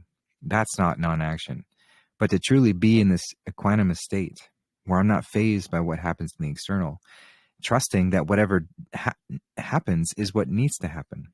And it's inviting me to respond in a way to where I can move to a higher vibrational level, move into a more evolved state. And this evolutionary process is always happening. So everything in the external is working in tandem with this inward process of evolution. So it's it's a great thing to remember in that. And I love that story because it really helps to embody that as well. And then it also reminds me of the teachings I received during my Vipassana 10-day silent meditation retreat, which I, again, cannot recommend enough for anyone to participate with. It's such a great model, great program, great teachings. Everything about it was wonderful. Well, I mean, I had a couple things, and I go into a lot more detail in that. I put it on YouTube and it's on my website as well, but I can't remember exactly the name of it. It's something Vipassana, Silence is Golden. I think, Silence is Golden, Vipassana, Silent Guided Meditation, or not guided, but Silent Meditation Retreat. So you can find that on my website or on my YouTube channel if you want to hear more about that. But just briefly, it's a 10-day retreat, and they have these centers all over the world. So you can find them, and the great thing is they're completely free. They won't even accept a donation from you until you've completed the course, because they know how good it is, and they know that, and they've been able to be so successful by helping people out of the goodness of their hearts, to help bring people this meditation practice and to bring them into this more equanimous, more balanced state of being. And that's all. The meditation practice is very simple.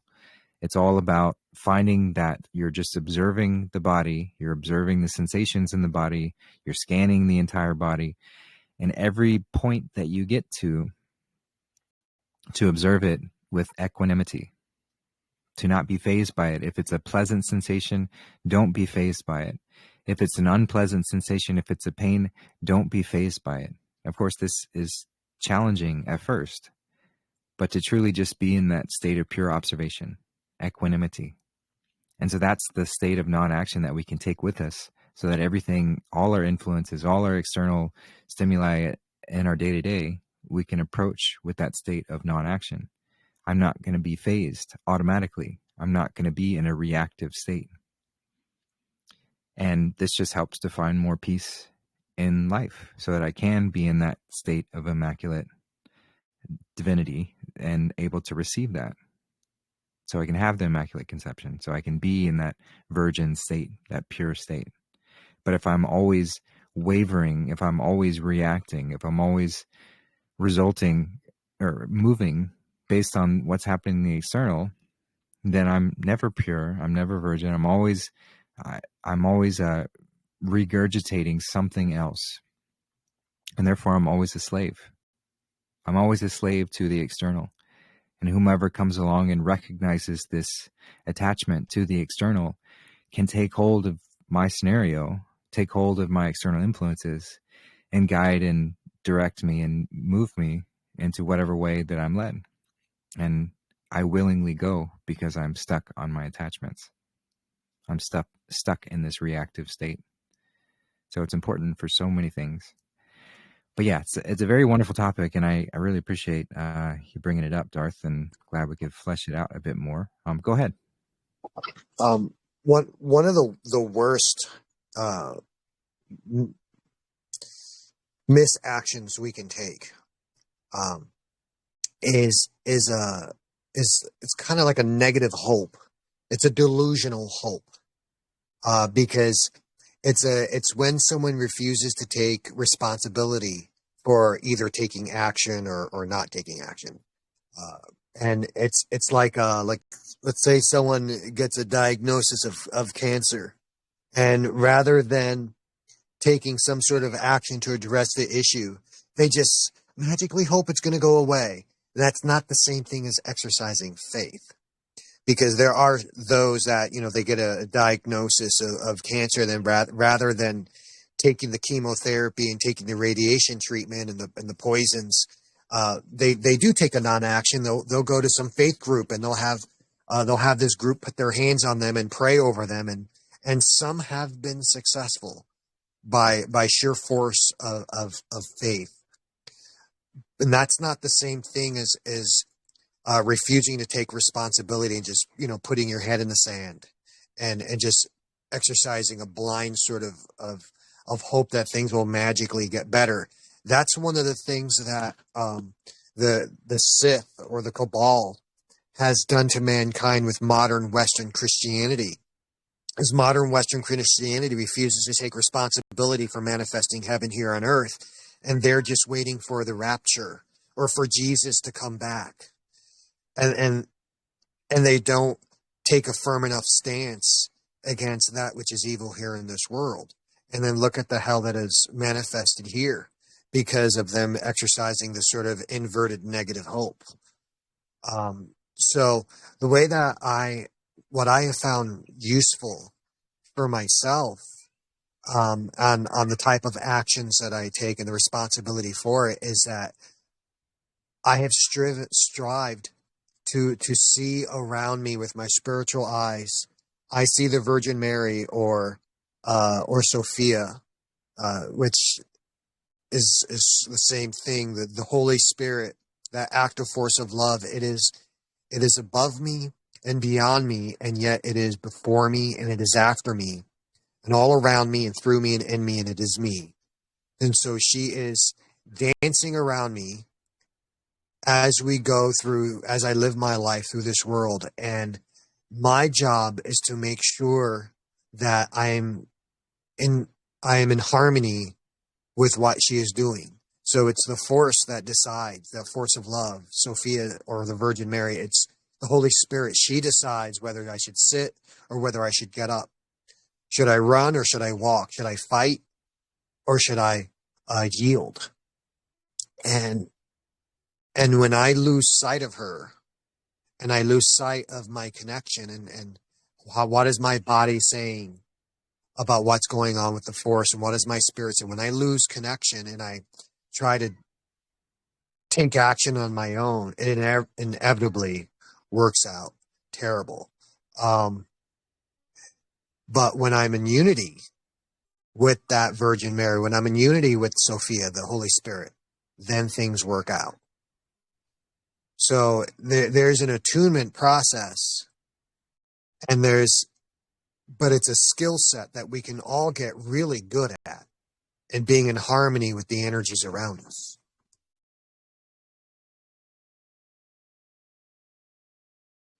Yeah, very well said. And it reminded me of another biblical passage about faith without works is dead. So from James, the book of James, chapter 2, starting at verse 14, it says, "What doth it profit, my brethren, though a man say he hath faith, and have not works? Can faith save him? If a brother or sister be naked and destitute of daily food, and one of you say unto them, Depart in peace, be ye warmed and filled, notwithstanding you give them not those things which are needed to the body, what doth it profit? Even so, faith, if it hath not works, is dead, being alone." So that's simply saying that if we don't move, if we're just, oh, I'll pray for you, or any of those kind of things, not that there's anything wrong with prayer, but we're moved to action. That's part of the living in this space. And as I mentioned before, action is often inspired to restore justice or to bring balance. So we offer ourselves as tools to the divine to restore balance into the space. So if there is injustice, then we must move to bring balance. Otherwise, balance will be found in some other way. And usually it's much less comfortable. So when we're moved to action, when we're moved to restore balance, we must. I mean, we don't have to, but we're encouraged to. Otherwise, it gets much trickier. So that's but again, we can only be in that state of receiving to know where the movement is if we're in that equanimous non-action state. To be in non-action, to not take action, but to be able to receive it without the deception of the ego getting in and distorting it and turning it into the selfish action. So whereas, how can I move in that divine way? So yeah, it's a great topic again to cover, and thank you for that, brother. And yeah, so I'll just pass it off and see if anyone else wants to jump in either on this topic or take us in a whole nother direction. You're more than welcome.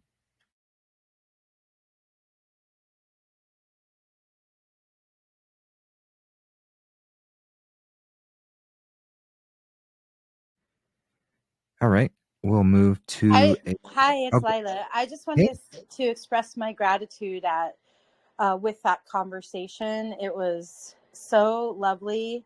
Thank you, Darth, Justin, and just the places where you were pulling information. It was so eclectic and really spoke to my soul. Thank you. Oh, you're so welcome. Thanks for that. I appreciate that. Yeah, so I'm going to go to a written question here. And yeah, I just want to mention, I didn't mention earlier, you're always welcome to send me questions at any point in time if you aren't able to attend the live show. I do love to give priority to those here on the live show, but I know it's not always able to be done. So you're always welcome to send me questions, either writing a comment or sending to me in a message. But while I was speaking, I saw that Sarah M. had raised her hand, so we'll pass it over to you. Go ahead, sister. Yes, I just want to share. I just want to say magnetism. I'm out on a walk, and it's a beautiful sunny day, and the sun is very low in the sky. And anyways, I've been walking on my own here, and I'm sitting out on a rock in the harbor here, and I just got, oh, it's Friday. This is when Justin does his thing. Anyways, I just decided to come on for a tiny bit, and I've heard whatever the last 5 minutes or so, and I just want to say it also really is speaking to me. I'm going to continue on with my walk, but I wanted, the word magnetism was coming to me really strongly about how when we do good things, like I was moved to come to this spot and to walk in the sun and feel the warmth of the sun, and the light is just so powerful right now. And and feeling connected with everyone here who's on this call and listening. And I will listen to the rest of the call later at another time. But I just want to say thank you to all, and blessings to all. Oh, thank you, sister. Always so good to hear from you. And you bring up a great point too, that where we're guided to and what action we might be guided to take, or inaction, non-action, however it may be mindful that the general conditioning of society is to program us into this busybody, always have to do something, or we're not good enough, and we're not, it's this like workaholic mindset that you've always got to be accomplishing something, doing something, working on something. The divine does not work that way. So yes, there are times when we're called to action to get down and really get into something, be working hard. And there are also times where the divine is like, hey, go play, go be in the sun, go recharge, go sit and just enjoy, without any need for conscious doing or spending time tinkering or working on anything. So really trust that movement. And as we've talked about, it's hard to always stay in that state, but the more that you do, you feel it. So if I'm guided to go sit out in the park in the sun for however long, close my eyes, spin around, dance, whatever which way, that's where the divine is leading me. And the more that I lean into that, the more that directional pulling is just going to take me to greater and greater places. But I have to be in that state of trusting. I have to be in that state of faith in order to allow it. So thank you, Sarah, for that reminder as well. You're welcome. And you just mentioned the word spin, and I am going to spin. There's a flat piece of grass, grass by the sea here. I'm going to do some spinning, which is incredible to experience. But I want to say something that's been harmonizing within me also is just by being more quiet, I'm noticing that I'm harmonizing in a lot of my relations, in that people are reaching out to me when they're in need. And it's, I've noticed that it's been healing for some of the people who are reaching out to me to ask for help. And then I'm actually right there. And the other day, an older couple in my community asked for help with loading wood because we had a big snowstorm. And I Christmas Eve, I worked moving a quarter of a cord of wood into their house for them. And it was so good for me. It was hard for them to ask for that kind of help, especially on Christmas Eve when everyone's supposed to be, with their families, whatever. Anyway, I loved it, and it felt so good. And my body really enjoyed the sweating and the trudging through the snow and all that. And so there's some harmonizing going on when we follow this, and it's very, very, very beautiful. And it just, for me, makes me relax more, and instead of feeling like, for me, that I have to lead in relationships, that I can just be more peaceful and let people reach out too. So I'm gonna go. Thank you so much. I'm gonna do some spinning, and blessings to all. Thanks again. Great stuff. And yeah, spinning is I used to do these on a daily basis, but part of the 5 Tibetan rites, there is a practice within that for spinning, and it supposedly helps to recalibrate our energy centers, because they are spinning, and so to help sort of just bring some movement in that can help to really bring some equilibrium to the spinning motion. So yeah, there's and for no other reason other than just to enjoy. There's that too. So thanks for that reminder. And yeah, I'll just pass it back and see if anyone else wants to jump in either on this topic or take us any which direction. You're more than welcome.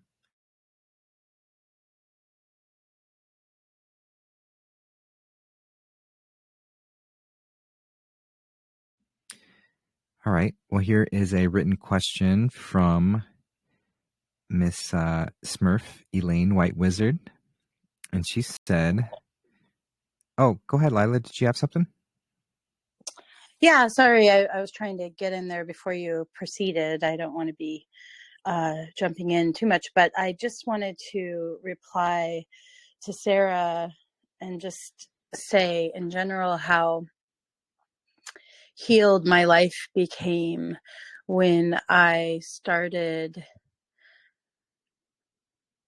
acting from the heart and aligning with circumstances that allowed me to serve and just do something different than what the status quo was doing, especially on holidays. Holidays. Some of my best Christmas times have come that were very, very non-traditional and were, even service-based like that. So people might say, oh, well, that sounds like a terrible Christmas when you were digging someone's car out from the side of the road and but honestly, those are some of my best holiday remembrances. So, there's beauty in tradition and I do love a good traditional time, whatever the holiday is or whatever, but also really the most memorable and most pleasurable even weren't ones that were grounded in that comfortability and had a lot to do with the uncomfortability that kind of came and challenged me maybe, or were a challenge to somebody else where I could step in and help them, like what Sarah was accounting, doing the wood for them or whatever. So I just, when she was speaking, it was reminding me of how how we can become so laser focused on how a time is supposed to be, like even our birthday. We've had tons of birthday conversations, so I don't need to go too into that, but it's like the expectation of like what a good birthday looks like, quote unquote, or a good Christmas looks like, and then we miss out on, like you're saying, that living, breathing testimony of what life is, which is being in the now and showing up and saying, like, is this if we are celebrating Christ consciousness with Christmas, even though we know that this is very probably not even truly Jesus's birthday. That's what the collective is celebrating, at least in America. And so if we are doing that, where are the times where that Christ consciousness can actually really flow in, right? So an example would be, we're also focused on celebrating Christmas, and then we're going to go, we're Christians and we go to church and we do this, that, and the other. But then when push comes to shove and we're driving, we're cutting people off and we're not celebrating that Christness. We're not being that Christed energy because we're so focused on what we think Christmas is supposed to be. And then we're being cruel. I've been meditating on that the last couple of weeks. I feel like that always comes up for me a lot during Christ Mass, and with what I'm seeing as far as the behavior of others, especially out in the realms of gift buying and not even gift buying, like even just like basic stuff, like say somebody is having a holiday spread for their family and they're Christian, right? But they're going in and being rude to the baker, or they're going in and being gluttonous with or even rude of like, no, I need that bread because that's what I need for my family. And like that's the antithesis of the real Christian spirit, right? So just something I wanted to speak to and saw really, really a lot this year. Usually I don't go to a mall, but I actually helped crowdfund this movie Homestead, if anyone's seen it. And I did not realize that when I signed up for it, that it was at one of the busiest, fanciest malls in my area. So I had signed up thinking, oh, that'll be kind of nice to do at Christmas time. I'm sure it'll have a good message. And I went to this mall on the 23rd. So I was literally walking into the Lion's Den, and it was crazy. And this is a mall that's like has Cartier and, you know, all of the fancy Coach and, you know, all of this. So it was really interesting because I mostly avoid that type of a space, but there I was. And yeah, I saw a lot of the gluttony and the very materialistic focus and, you know, willingness to like cut people off or be rude or these kinds of things just to like get themselves into the mall quicker or whatever it was, right? So it was really in my face, and it was a pleasure to get to be with it. And I took the chance a few times to say, like, would Jesus really want you acting this way, you know? And then especially after the movie, I've spoken to this other places, so forgive me if you've already heard this, but the movie, I walked in and I was in the movie theater. So I got to enjoy, by the way, amazing movie. It's the New Angel Films release. Highly recommend it if you can go see it and support them. And it's about everything we're talking about right now. You know, with what's going on geopolitically, etc. It's really, really beautiful, godly movie. And about like inviting the Christic energy in when you are in survival mode. So it was really, really amazing. But you know, to see that film and see nobody there supporting it, and then to walk out into this mall with, you know, a line of 100 people waiting to get into Yves Saint Laurent. I don't even know what they sell there. Is that clothing, jewelry? I don't know, purses. But I even had the chance to kind of say, like, do you really need what's in there? How about just going home and sending that money to feed some homeless kids? You know? And it felt good. You know, it felt good to sort of walk in that Christed way and be loving and kind, but also sort of say, like, is this how we treat each other in the name of Christmas? I mean, literally in the name of Christmas. So anyways, thank you. Yeah, thanks for that, Lila. It's a great reminder, and I love the sort of fluidity to bring back to this. And so the traditions would sort of represent the masculine side of the equation, which there's nothing wrong with traditions. There's nothing wrong with having structure and a plan of action or whatever. But if we're so rigid in that we don't see what's around us, then we're not inviting the mother into the space, the feminine, the movement, and we're missing half of what we're here to do. So to have a loose plan is fine. You know, a loose structure is great, but hold on loosely, because if you cling too tightly, you're going to lose control. So to have that fluidity, that openness to shift and move, to where if I do find myself needing to help or step into a different situation or go somewhere where I don't normally go or whatever, I'm open to it and I can fluidly move into that. And all of it in tandem is creating the highest expression. So if we operate in that, then we get to be moved towards that. So yeah, great reminder there too. Thank you. Thank you so much for that. And yeah, I'll just give an opportunity again to see if anyone else wants to jump in, ask anything before I read off this question. Go ahead. Oh, I'm sorry. I was just going to remind you that it was Smurf, but now I hear that it was actually a written question. Yeah, she wrote a question earlier, and so I was just going to read that one off.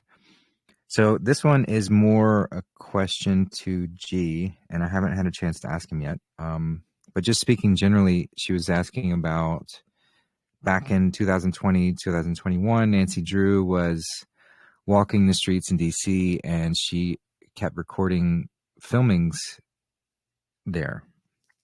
So often using vintage dress code and vehicles and things of that nature. So she was wondering what might be filming in that space. So I'm not sure exactly, but with the amount of times that Kayleigh McEnany and Trump and all these people talk about central casting, and Q says, enjoy the show. What makes a good movie? Good actors. And so there have been many things filmed for whatever reason. And I'm sure we'll see some more clarity to that in due time. But that's all I have to offer on that one.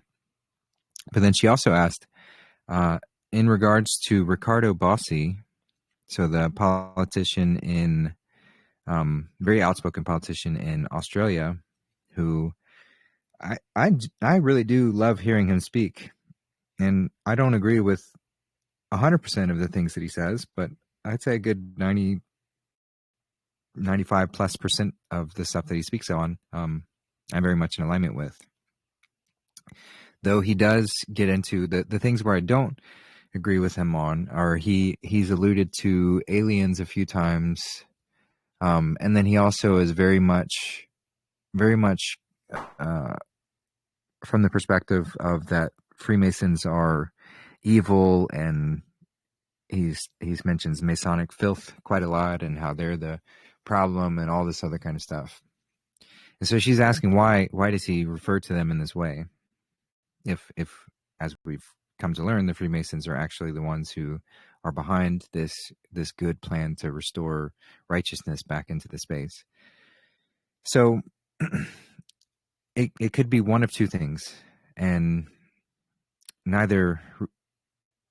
whichever one, it doesn't really matter that much, whichever one is the case. But it could be he knows the truth about that and is being given directives to speak about them in a certain light. Because, and you might ask, like, why would, and by white hats, because there are no black hats with any influence or any major power any longer, though at smaller levels they could, but at larger world levels there's no influence at that scale. So why would white hats be recommending that he say, or anyone say, that Freemasons are bad? Or the same thing of why some people might say that have expressed their Trump derangement syndrome publicly, even though we know many of these actors are good at their core, and are white hats. Why would they be saying these things? Well, it's optics, right? So there's reasons why certain things need to be said in a certain way, and it helps to provide cover when things are expressed in this way. So this could be a reason why he would say that, to give more cover to the Freemasons for the things that they're doing. So that's possible. And then the other possibility is that he's just unaware of that particular layer. Many within he could simply just be doing his absolute best to uncover and work with these things, as we all have been. And that might be an area that he's still hung up on, still sort of going with the truth community, and they're expressing that all Freemasons are evil and Freemasonry at its core is evil, which is not the case. There are people parading as Freemasons that have done evil things. That's happened. There's fake Freemasons, just like there are fake Jews and fake all sorts of people who have done evil things. But Freemasonry as a whole is very good. It is the oldest form of, if we even want to call it, Christianity, the Christ I am, the recognizing the Christ within. Freemasonry holds that as preserving this wisdom for as long as we can look back, which isn't. History's been very distorted, but as far as we can go back, they seem to be the oldest organization holding on to these profound truths within us, which is just bringing us back to a sovereign state of being, recognizing that Christ is within. Our connection to God is within, and no one can take that from us. So those are the two possibilities. Either he's being given directives, or or he's just simply ignorant and unaware on that particular facet, and in due time he will learn. And but otherwise he seems like a great guy, seems to be doing a lot of good, and I enjoy the message that he is bringing out there. So I'll just leave that one there. And Darth, did you have something you wanted to add to that? I did.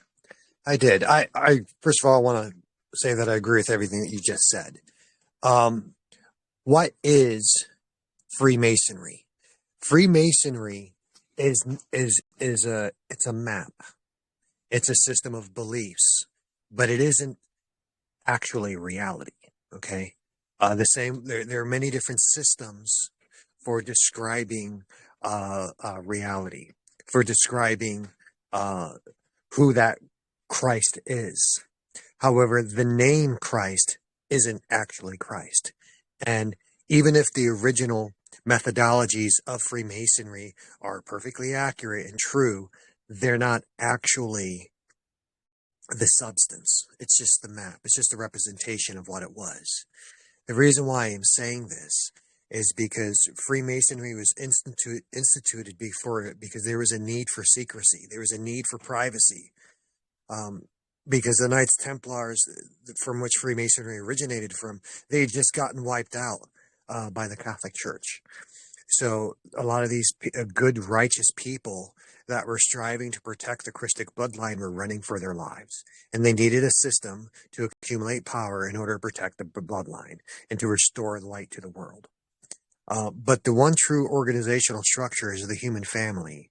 And if we are to enter into a brave, beautiful, a new paradisic way of operating, those that are Christic in nature aren't going to need to hide anymore. And so it's entirely possible and plausible that the Christic individuals that started Freemasonry may decide to bring it to an end, because it's just a tool. And someone who's spiritually mature wouldn't worship an organization that they started. That's something that I have seen with many organizations, is that they started out with the best of intentions, and they started out doing a lot of good, and then the organizations were corrupted or captured, and then they were no longer serving the original purpose to which they had been instituted. And so then those that are truly devoted to the absolute nameless good, then they pivot. And if one organization's not going to be useful in serving good, then they'll use another. And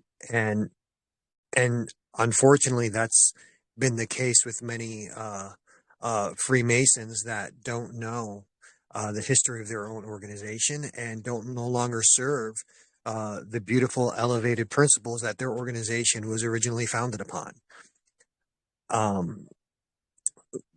But I truly do believe that in the future, we're going to be moving more and more into the open and more back towards simply family, and not needing a lot of these corporate structures and a lot of these religions. And we'll still have systems, and we'll still have the principles upon which Freemasonry was founded. But we won't need these extra family organizations. Yeah, thank you for that. Very well said. And yes, if it's truly a Christ-inspired either organization or system or whatever, then it's trying to work itself out of a job. Like we're not. Christ didn't come here to be a savior. He didn't come here to have you worship him and say that that's all you got to do. He came to inspire, to say, get off your ass and do this. These very simple things, which is really just be kind. So any Christed organization is not looking to continue to be an organization. Any government that's built on Christ is not looking to stay as a government. The whole point is to find that inner sovereignty, that inner dominion, to where I am the master of my my domain. I am the king or queen. And I'm not going to use that power to dominate others. But I am going to have this cohesive harmony within myself so that can reflect externally. And if we need books or teachings or organizations or systems or whatever to help remind us, like the Bible, like the Bhagavad Gita, like what potentially the religions might turn into, what these sort of spiritual teachings and groups that forms, and even this space, even this show, what it can do is help to inspire us. But if that becomes something to attach to, as if that is a mediator between myself and the divine, oh, I can't actually find peace unless I listen to this show. I can't actually find peace unless I read the Bible or whatever. I can't. Then you're missing the point. It's to inspire you to take it into your own life, a very personal connection with the divine, so that you can walk in that way in all moments, and then you become that inspiration for others. There's a scripture that says exactly what you're talking about. It says, no longer will each one teach his neighbor or his brother, saying, know the Lord, because they will all know me, from the least of them to the greatest. This talks about the conclusion of the battle between good and evil, when good triumphs, and then goodness becomes all things to all people. And then no longer would we need a high priest to intercede between us and our truest selves, because we would all be unified with our truest selves and with each other. Yep, exactly. Well said. So yeah, that's how we can view all of these tools, all these practices, anything in that capacity. It's just helping you to remember who you truly are and what you're here to do, which is to be that highest representation of this light manifest physically as you possibly can be, to shine your colors, to play your instrument, to play your song in the ways that work in tandem with creation so that it grows more beautiful by the second. So yeah, I'll pass it off and see if anyone else wants to jump in either on this topic or take us in another direction.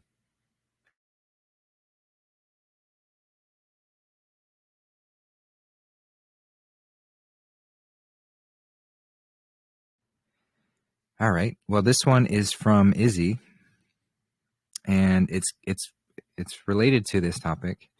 And so she basically is asking about how to meditate. She would like to learn how to meditate, to sort of learn to slow her mind down so that's not always chattering and she's not always constantly going. And so what I will offer here is, first, I want to say that there is no one way to meditate. There's no formula. There's no set structure. There's no perfect way for everybody to follow to do this. And even if you find a way to follow that works for you for a time, it might change and might evolve. And some way might work for you for some time, and then it won't work for you for some other time. Meditation truly is being in that state of connection with the divine. You're being that Virgin Mother Mary. You're in a virgin state. You're pure. You're able to immaculately conceive the thoughts and actions from the divine. That's a state of meditation.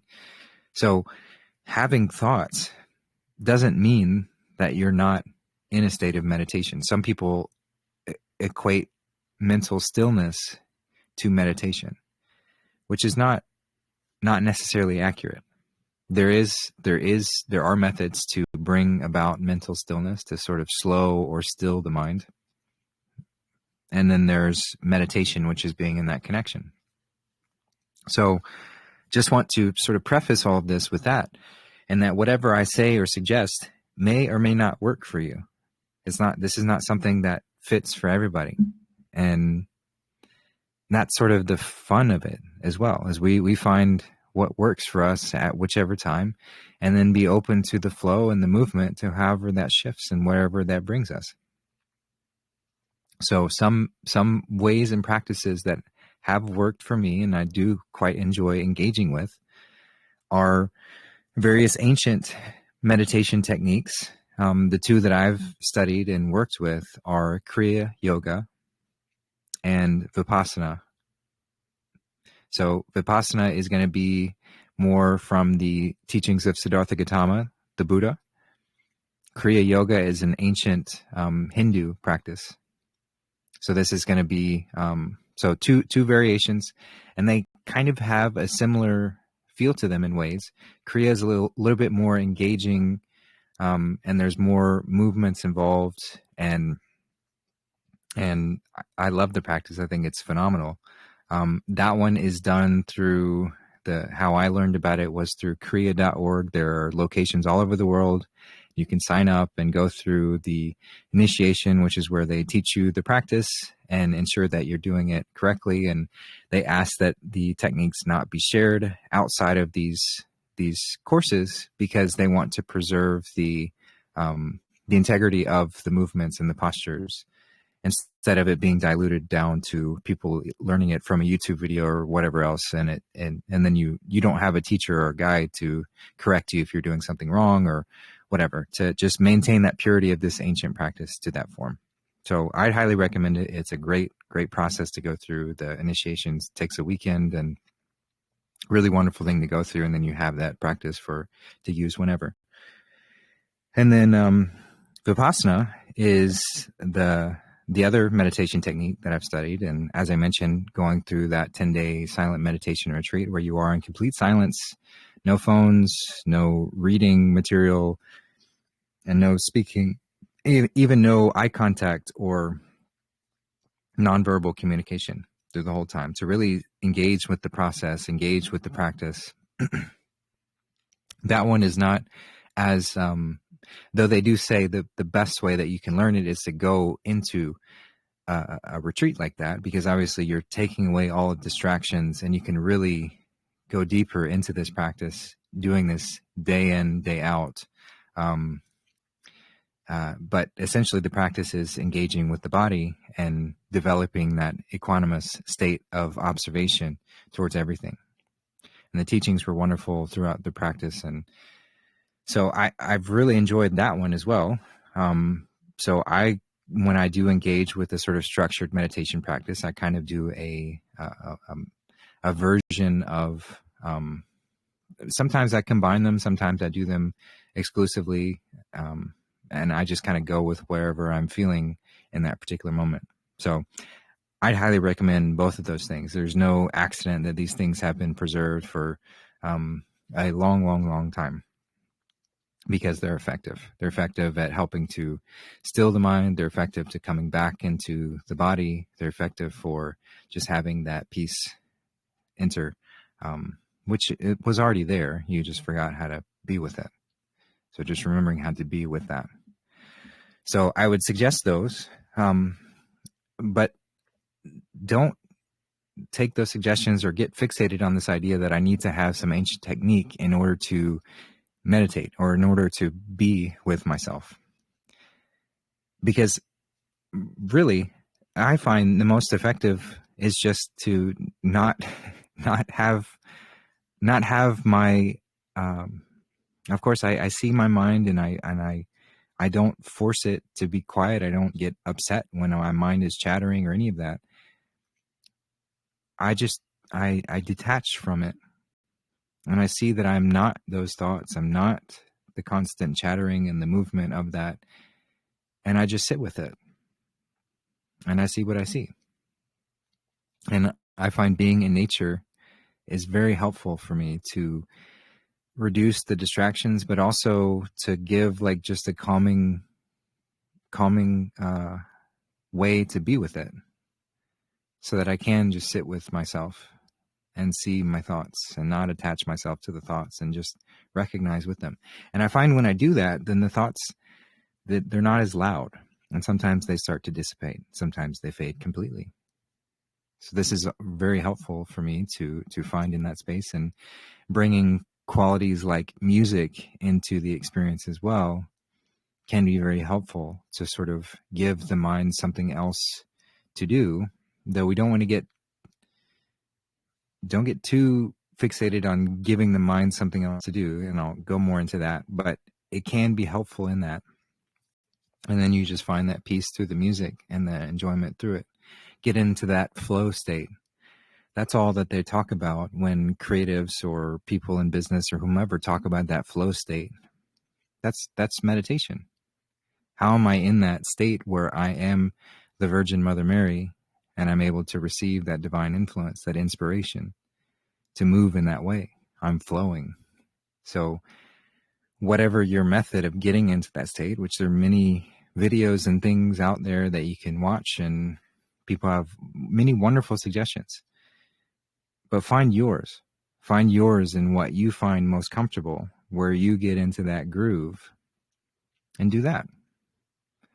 And yeah, so, but the reason why I say don't focus too much on giving the mind things to fixate on, because people will do that with, putting noise on or music or even things like guided meditations, which I will say are wonderful. There's nothing wrong with them.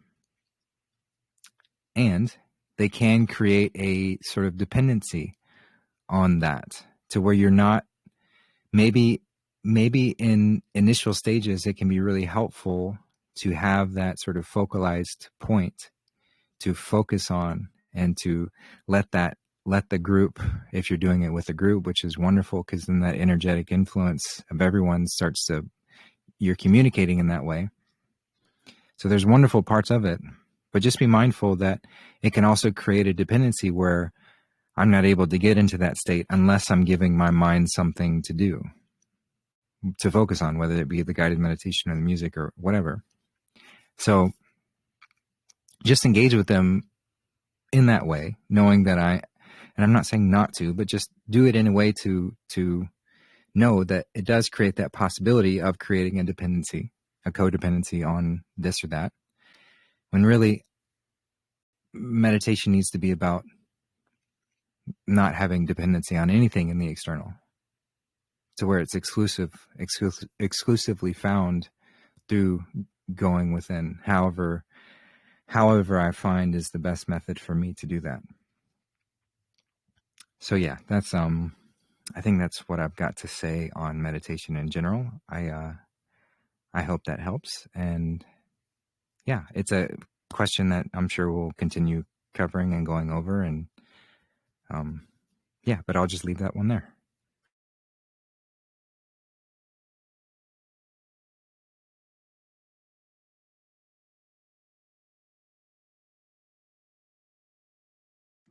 I'll say something about that. Coming from the land of a body worker for 30 years and being a young yogi starting at 20, and just being in the healthcare, fitness, new age community.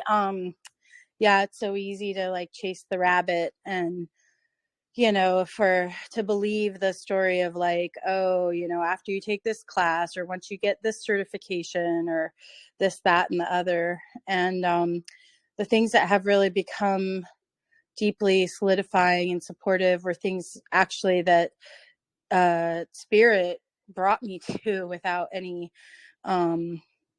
mind chatter taking me there. That have become my foundations and rocks for me, that have done things that other things that I believed that I was supposed to do didn't actually give me. So one being spinal release yoga, which has a lot of meditation woven into it. And it just happened that it was around the corner from my house, and I was intensely lonely and exhausted as a new single mom. And that became something that is a humongous part of my life that I practice nearly daily. And who would have known? Because I, at that point, had decided I'm not going to be a yogi, mostly because a lot of yogis were coming to me in a lot of pain. And so I thought, well, there must be something wrong here if all these yoga practitioners are in pain. I don't know if I want to take their Bikrams or this, that, or the other. And of course, that led to a deeper discovery of deeply understanding, that a lot of people that are participating in, even yoga, something that is meant to be so intensely supportive to the body and the mind. We can do it two ways. We can do it in a way where spirit can move through, or we can go the other route of the fight or flight mechanistic type A. I've got to, do really well at this. I'm, competitive nature, et cetera, et cetera. And most people in America are doing yoga from that perspective. Okay. So of course they're injuring themselves. Of course they're ultimately not being helped by it because they're not really allowing for spirit to move through them. They're still doing it from the mind, from this mechanistic place of duality, etc. So anyways, that's a whole other conversation, but in general, I just wanted to say that there is this really beautiful thing that happens when we understand and we don't get too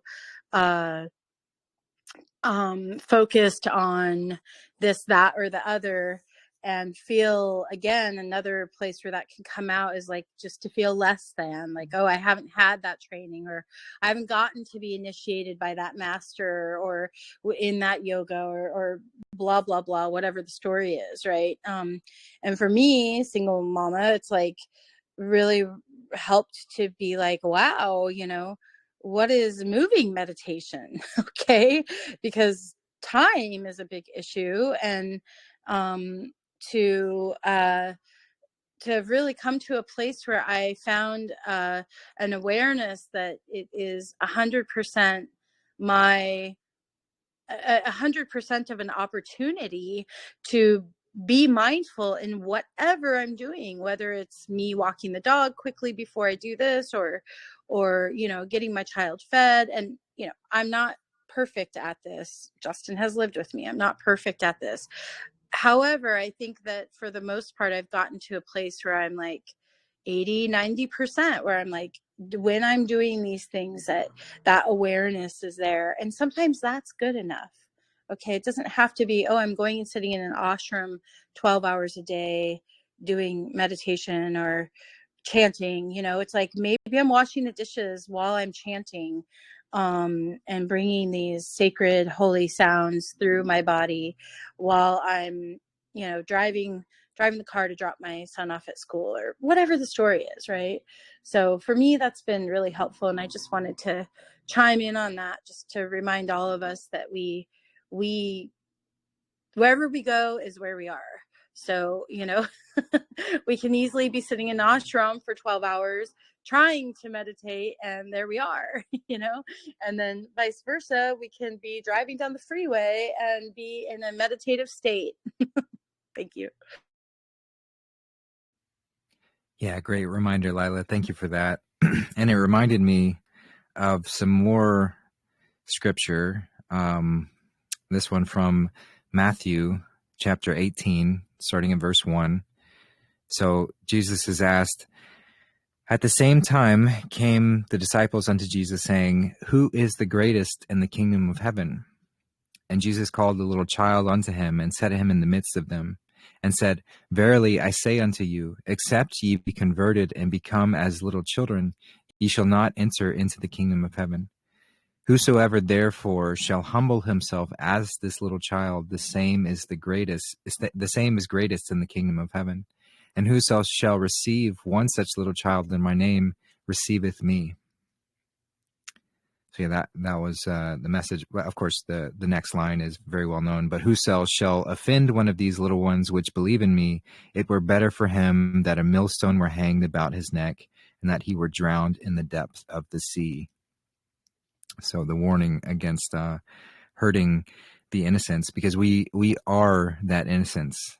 It's all about the children. We are that child within, and of course literal children are being harmed by those who would seek to destroy the potential for the kingdom of heaven to enter.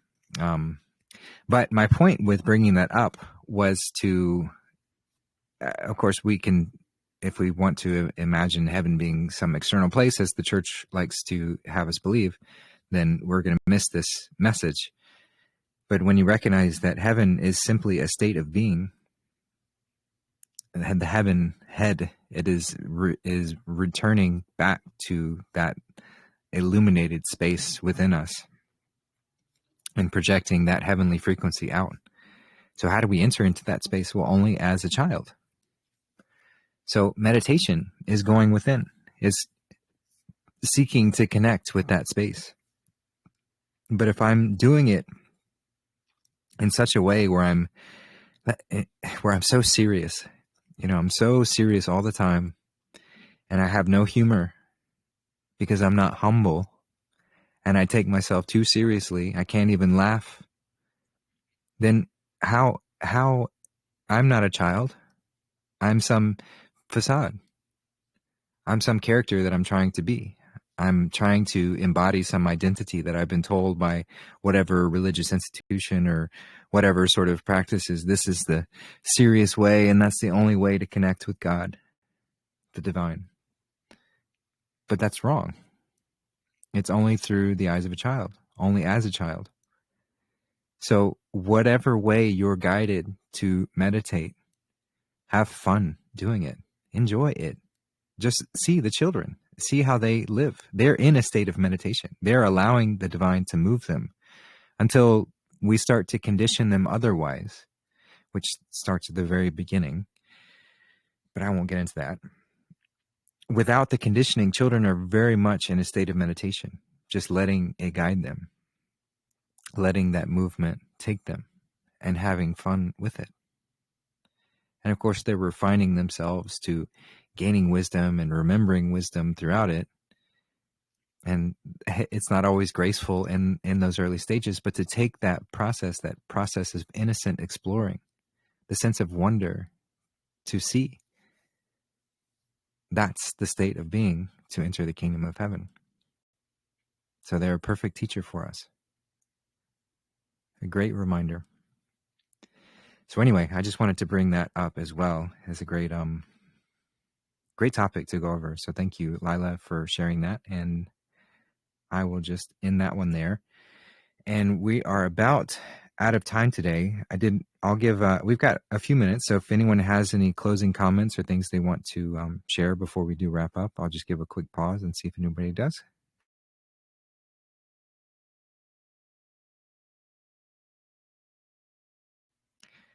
All right. Well, since we do have a bit.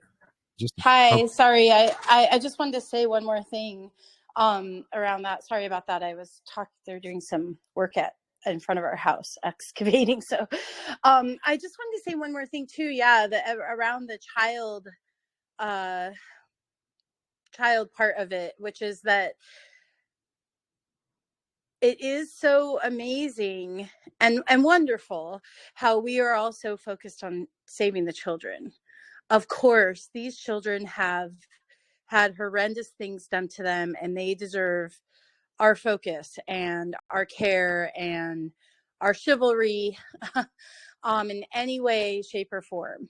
But one thing that's really struck me is that I will have conversations, especially with women, but I'm sure it's with men too, where the women are so focused on saving the children in this external way. And then they will, and I'll take accountability. This is true for me too, but I'm getting better at it, which is, as above, so below, and we are all one. And we are also the children. Maybe we weren't pimped out, in an actual situation like that, but we've all been pimped out in one way or another. We've all had our jobs threatened. We've all been forced to live in this reality. We've all been chastised or even beaten based on our external appearances, or what, you know, society is saying we should be, or whatever the story is, right? If you're a nurse or a doctor, you've been put in a position that your livelihood, your ability to feed yourself is put at stake. So I just wanted to remind all of us that we are those children. And yes, it's important to care for the children that are going through that, but that's also our story. We are those children too. So the mindfulness also needs to come for us, and the care can come also for us. And as we give that to ourselves and we realize that, I don't think that anybody would in this community can think of at least one, or cannot think of at least one example, if they really sit down and look at their life, where they also have been compromised and used and mistreated by the, you know, toxic patriarchy and toxic matriarchy of what has existed by the cabal run world, right? And so just another prayer to remind us to bring that into our awareness, and to also care for our own internal children and the things that we've gone through, and not to minimize them or brush them away or poo-poo it, you know, because it's like, oh, well, that's nothing compared to what these children have gone through. We've all been starved on some level. We've all been manipulated. We've all been molested, quote unquote, in some way, if we're living in this society at this point. And I think that's extremely important for us to see. Excellent reminder. Thank you for that, Lila. And yeah, agreed wholeheartedly. It's about healing those wounds so that we can embody and create a heaven on earth where no children physically are hurt, and in any which way, emotionally or physically. So that's a great reminder. Thank you for that. And yeah, I think we'll go ahead and just end there. And the song that I'm going to play us out with is somewhat related. And since we've got just a couple extra minutes, I'm going to just briefly go through the lyrics. So I'm going to be playing U2 again. And this song that we're going to close out is I Still Haven't Found What I'm Looking For. So this song lyrics, as you read through them and hear them, it's sort of examining this experience as a whole, and how we fell out of love just so that we could fall in love again. We're seeking that with which we cannot describe. We're on this quest, this journey, this never-ending story tale. I still haven't found what I'm looking for because we're still here. We're still in the experience. Will we ever find it? Is there something to find? Or is it just a continual evolutionary process of finding love, falling in and out of love? So I have climbed the highest mountains, I've run through the fields, only to be with you, to be with God, to be with love. I've run, I've crawled, I've scaled these city walls, only to be with you. So we play this game of forgetting who we are, falling out of love, just so we could go through the process of doing it again and feeling that so deeply. But I still haven't found what I'm looking for. I have kissed honey lips, felt the healing in her fingertips. It burned like fire, this burning desire. I have spoken with the tongue of angels. I have held the hand of a devil. It was warm in the night. I was cold as a stone. So the duality, falling into evil and back out again. But I still haven't found what I'm looking for. I believe in the kingdom come, then all the colors will bleed into one. And yes, I'm still running. You broke the bonds and you loosed the chains, carried the cross of my shame, You know I believe it. So the Christ story representing this salvation within. But I still haven't found what I'm looking for because we're still in it. So it's a beautiful song. Just wanted to briefly mention the lyrics and just say how much I love you guys. Thank you for another wonderful show. I'm going to close this out once the song is over. Hope you have a wonderful rest of your day, wherever you are. Take care, everybody. Till next time.